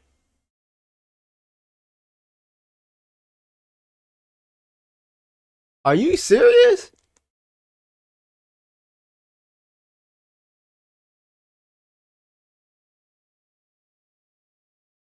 Yeah, defend your people, huh?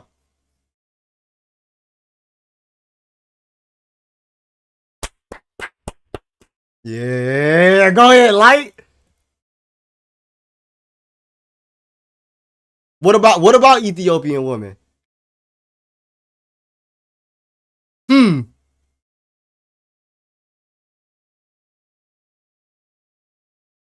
It's this.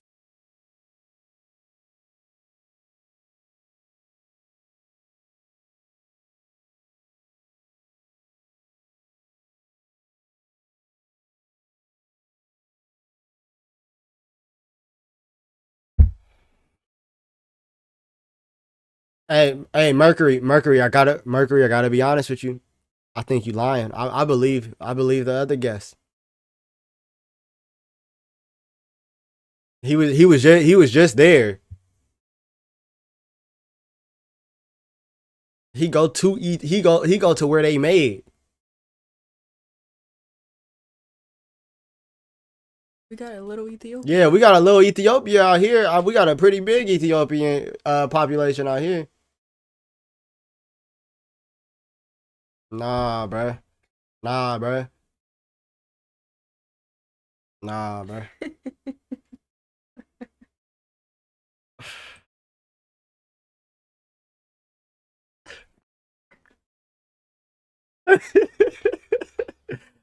Hello.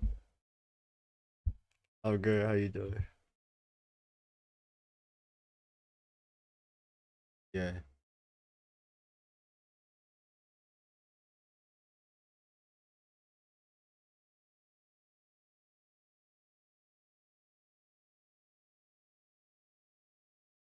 Where can I see? Can I? Where can I see? Are there any writings? Hold on. Are there any writings of what Jesus like believed and what he said around the time of Jesus? Like maybe like the first century or something? Because like you made this claim like I should believe like I should do what Jesus did stuff like that. Like, and you said like the prophets that came before. I want to read what Jesus like taught. Like, where can I read what Jesus taught? No, I'm just asking in general. Like, you said that like I should do what Jesus did, and you made a claim that like Jesus did certain things. So I want to just confirm. I don't want you to just be lying to me. You know what I mean? Like, I want to confirm what Jesus actually did. So like, is there anything that I could go to around that time period where Jesus was walking around that like I could go and I could read what he did, what he said around that time? Sure.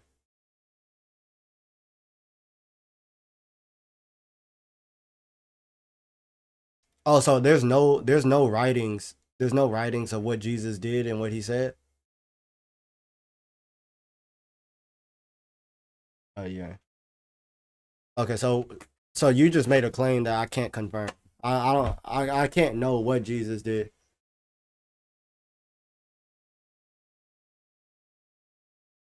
But all right, so what when you say that there's only one God, what do you mean by one?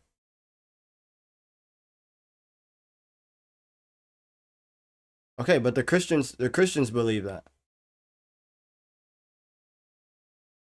No, I'm saying all right, but the Christians say that they believe that. Jews say, but the Jews say that they believe in one God. So why couldn't I just be either one of those religions?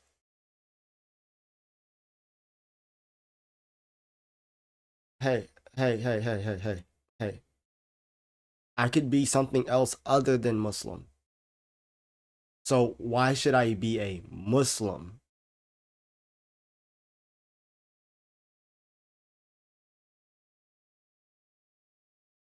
How would I know? How would I know if God? How would I know if God sent? Is he prophesied before?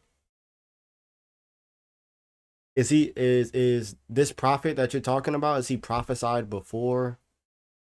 Like, how would I know that this is the prophet that God sent?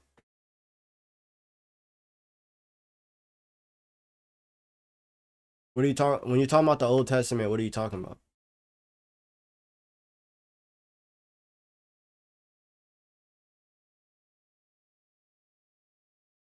What?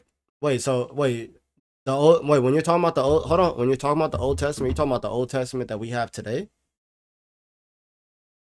So the Old Testament is valuable for teachings and getting the message of the prophets. So how would I determine what's good and what's not good? But why would I take this prophecy if not all of it is good?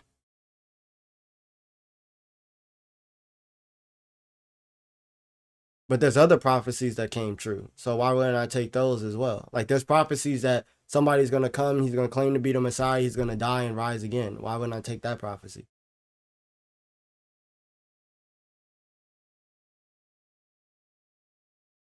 There's also a prophecy that the virgin is gonna give birth to a son. Can I take that prophecy too? Wait, yes, I can, or no, I can't.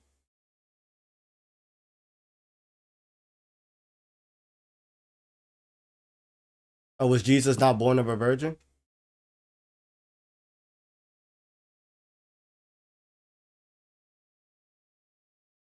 No, in Hebrew, when you see that word, it's used in regards to women who have not been married and have not had sexual relations. And when you see it translated in the Greek Septuagint, that was translated by Jewish scholars, they actually use the word of a virgin who has never had sexual relations. So it's talking about someone who has never had sexual relations, not a young woman. And if you read the context as well, the sign is going to be as high as the heavens. It wouldn't make sense for a young girl to just have give birth to a son, and that's a sign as high as the heavens that God is going to give the house of David.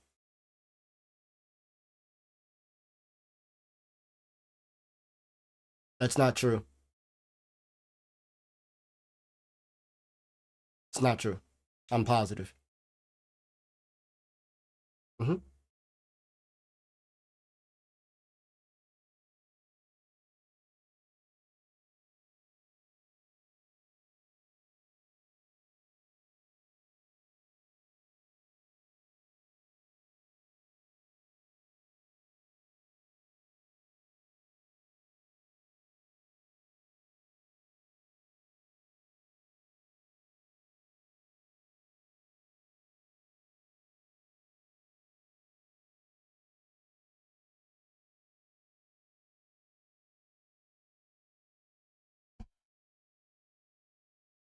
Yeah, well, yes, yes, I will. What are you talking about? Yeah.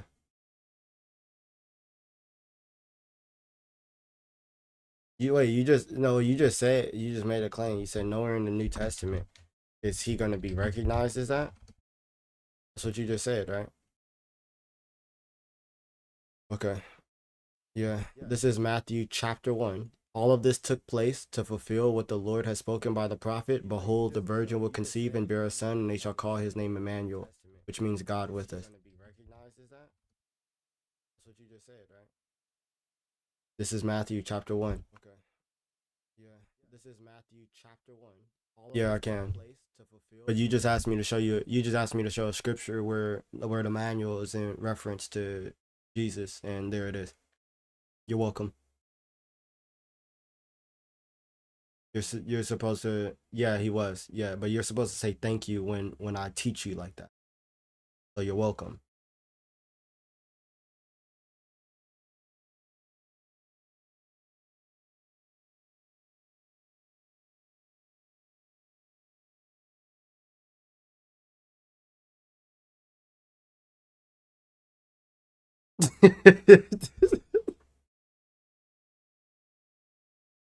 Yeah, you're supposed to be showing how Muhammad is a prophet. You're supposed to be showing how Muhammad is a prophet.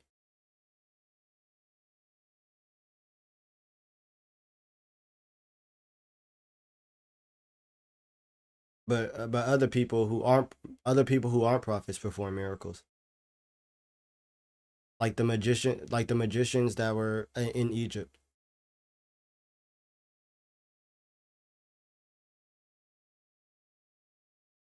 turn like water into blood. It's like three others in the Torah.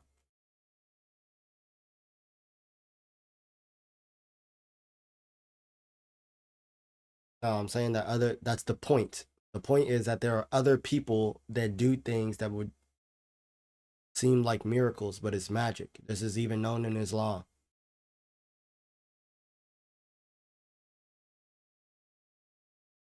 Mm, I'm saying that I don't think that miracles is enough to say that, oh, this means that this person is a prophet, because prophets can perform signs and wonders and magic. As a matter of fact, like what's talked about is that the Antichrist or the Dajjal is going to come and he's going to do signs and wonders. Are we supposed to believe that he's a true prophet now because he's doing signs and wonders?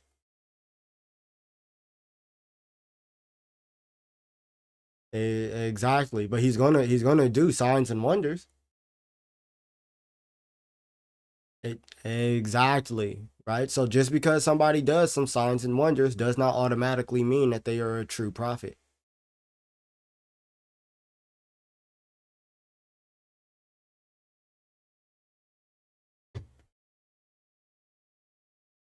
Hey, if you wanna take over, I gotta pee real quick. I appreciate you so much, Abe.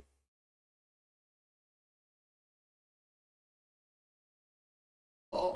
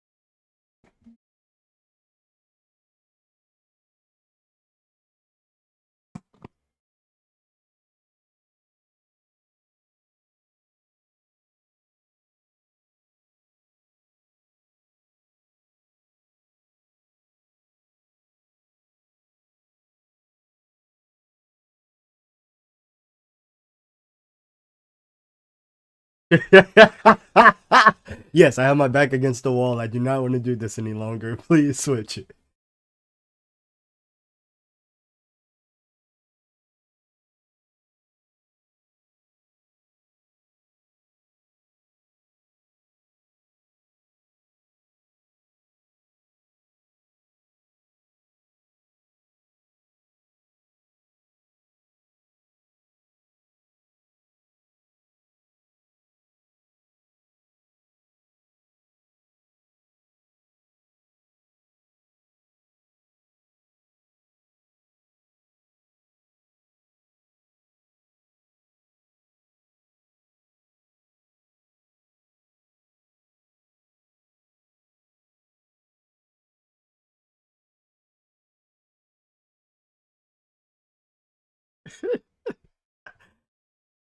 Hey, bro. He's a good one. I said, good jokey joke, bro. Using my sources against me, eh? That's a good one. All right, bro. Got you okay, bro? All right.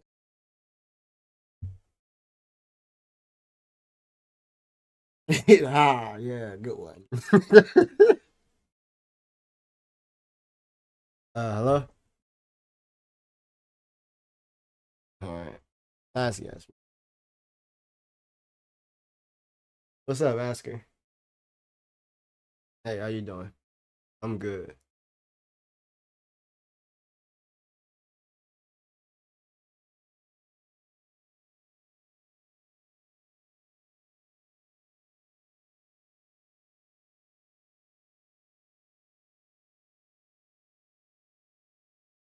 What about him?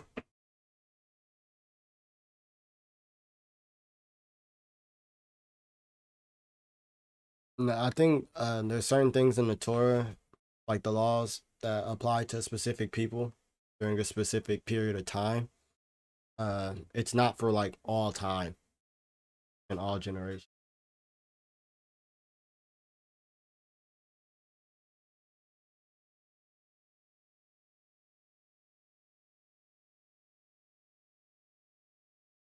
You said, what do I think about the Old Testament law? That's what?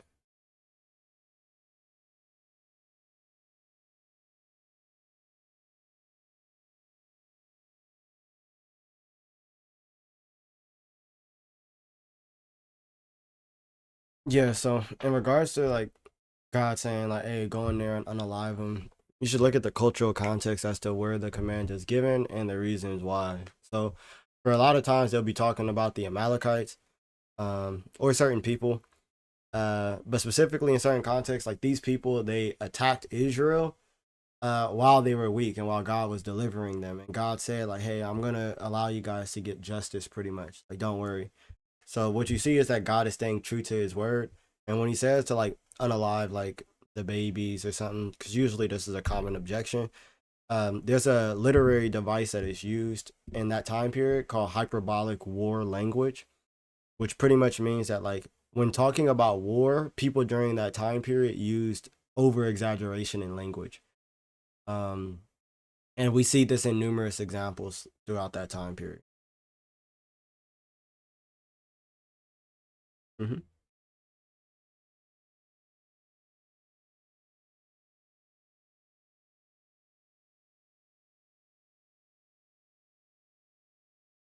Mm-hmm. Yeah.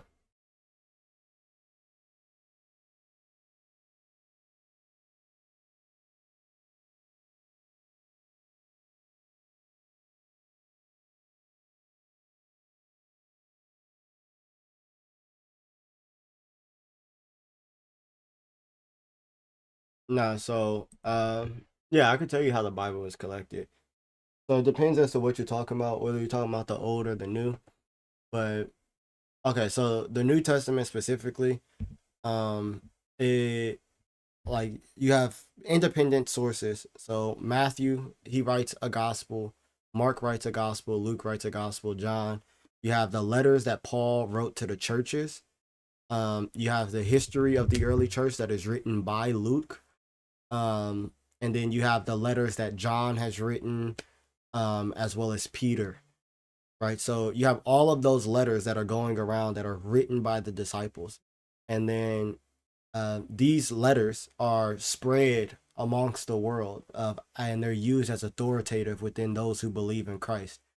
So the way in which like the church ends up deeming this as like scripture pretty much, or recognizing it as scripture, is that, oh, it was written by the apostle, it's in line with orthodox teaching, and it was like spread throughout the church, it was held as authoritative throughout the church.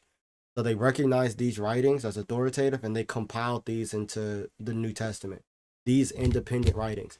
So the letter that Paul wrote to the Corinthians, we have that writing, right? They copy it down and it spreads because it's useful for teaching among all the churches, right? So we have that writing. That's First Corinthians. That's yeah. So that's the way in which you're able to see how authoritative something was during the time period, is like whether or not it was copied down and how often it was copied down. And what you see with the books in the New Testament is that these things are copied and quoted over and over and over again. So it was deemed authoritative because it came from the hands of the prophet. I mean, it came from the hands of the apostles. What's the name? But yeah, so they come from the hands of the apostles. So then you have the people who are the disciples of those disciples.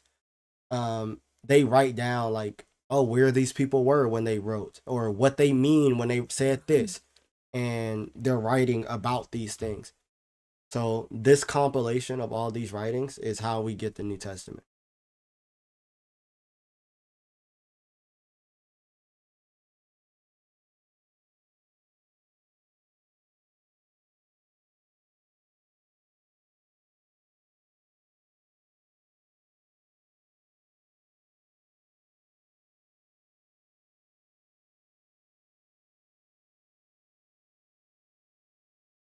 Yeah, well, you would know. Obviously, you know about Waraka bin Nawfal, right? Yeah, and he used to be a Christian in his early days, and he used to write the gospel in Arabic, right? Um, so he had close relation with a dude who had knowledge of these things. Um, so it wouldn't a lot of these things spread by oral tradition regardless, because a lot of people couldn't read during that time period.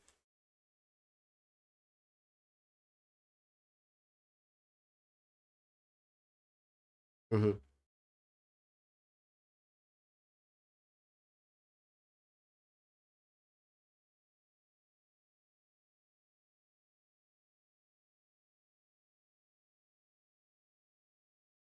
Why would he not? Yeah, exactly. That doesn't make sense. But in regards to like the writings, these things are written down obviously during the time of the people. So like Paul, he gets unalived, I think in 66 AD.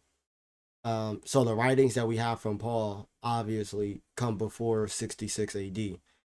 Same with Peter, he's unalived before 70 AD. So that's why like the Gospels and everything, they date to the first century, even by the atheist critical scholars that don't want to say that there's actual prophecy in those things.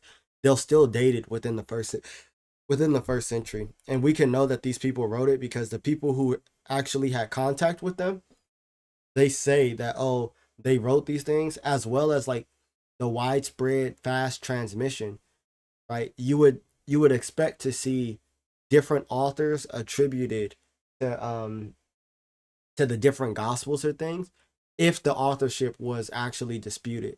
So for example, like every single manuscript we have, when it says the gospel according to Mark, you get what we have as Mark. Never once do you get like the gospel according to Mark and then it has like John, or it says like the gospel according to Peter and then it's what we have as Mark. Every single time, regardless of where it's at in the world, the authorship is attributed to the correct author. The manuscript matches the correct author, and if it was disputed very early on, like you would expect, like a couple manuscripts to say, "Oh, this is the Gospel of James," but we're reading Matthew or whatever the case may be, you know. So we have good reason to understand that, yeah, these are the actual authors.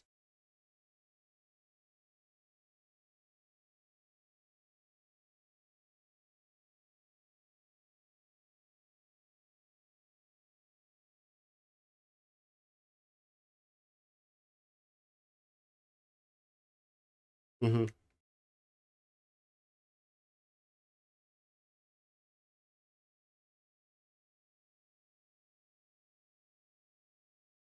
Mm-hmm.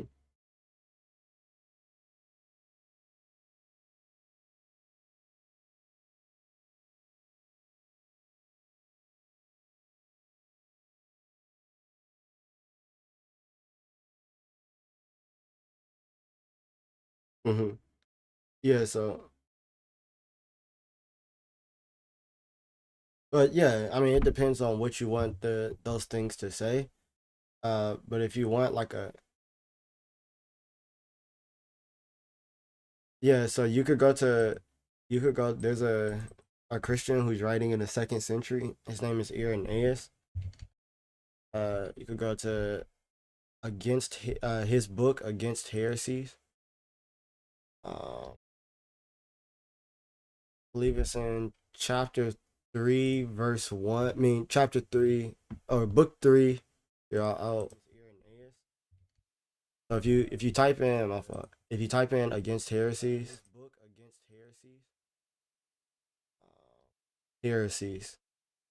I believe it's in chapter 3, verse 1. I mean, chapter 3. And then you click on the new Advent.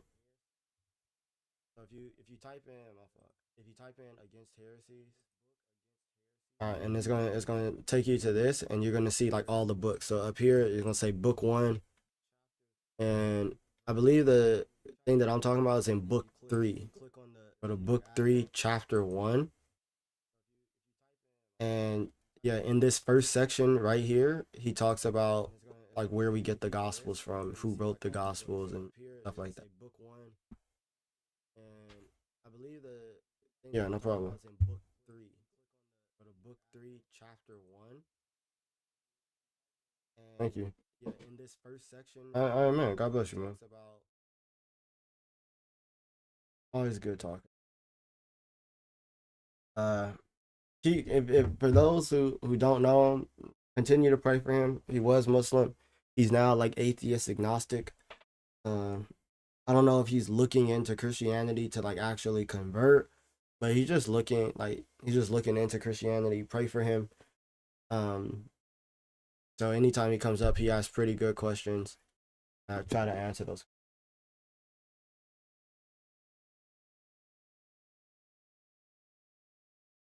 That was him that John told you that. Oh, yes.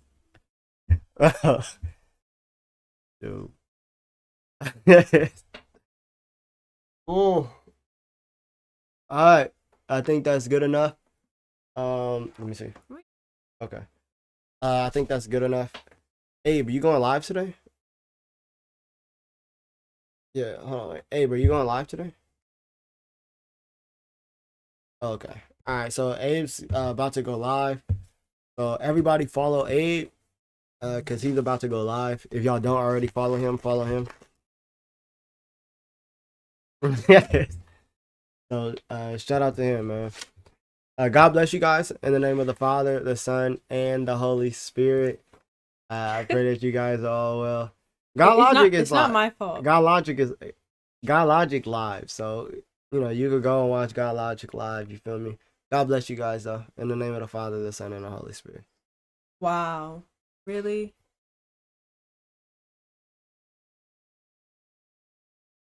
God days. It's a guest room. Exclusive package. To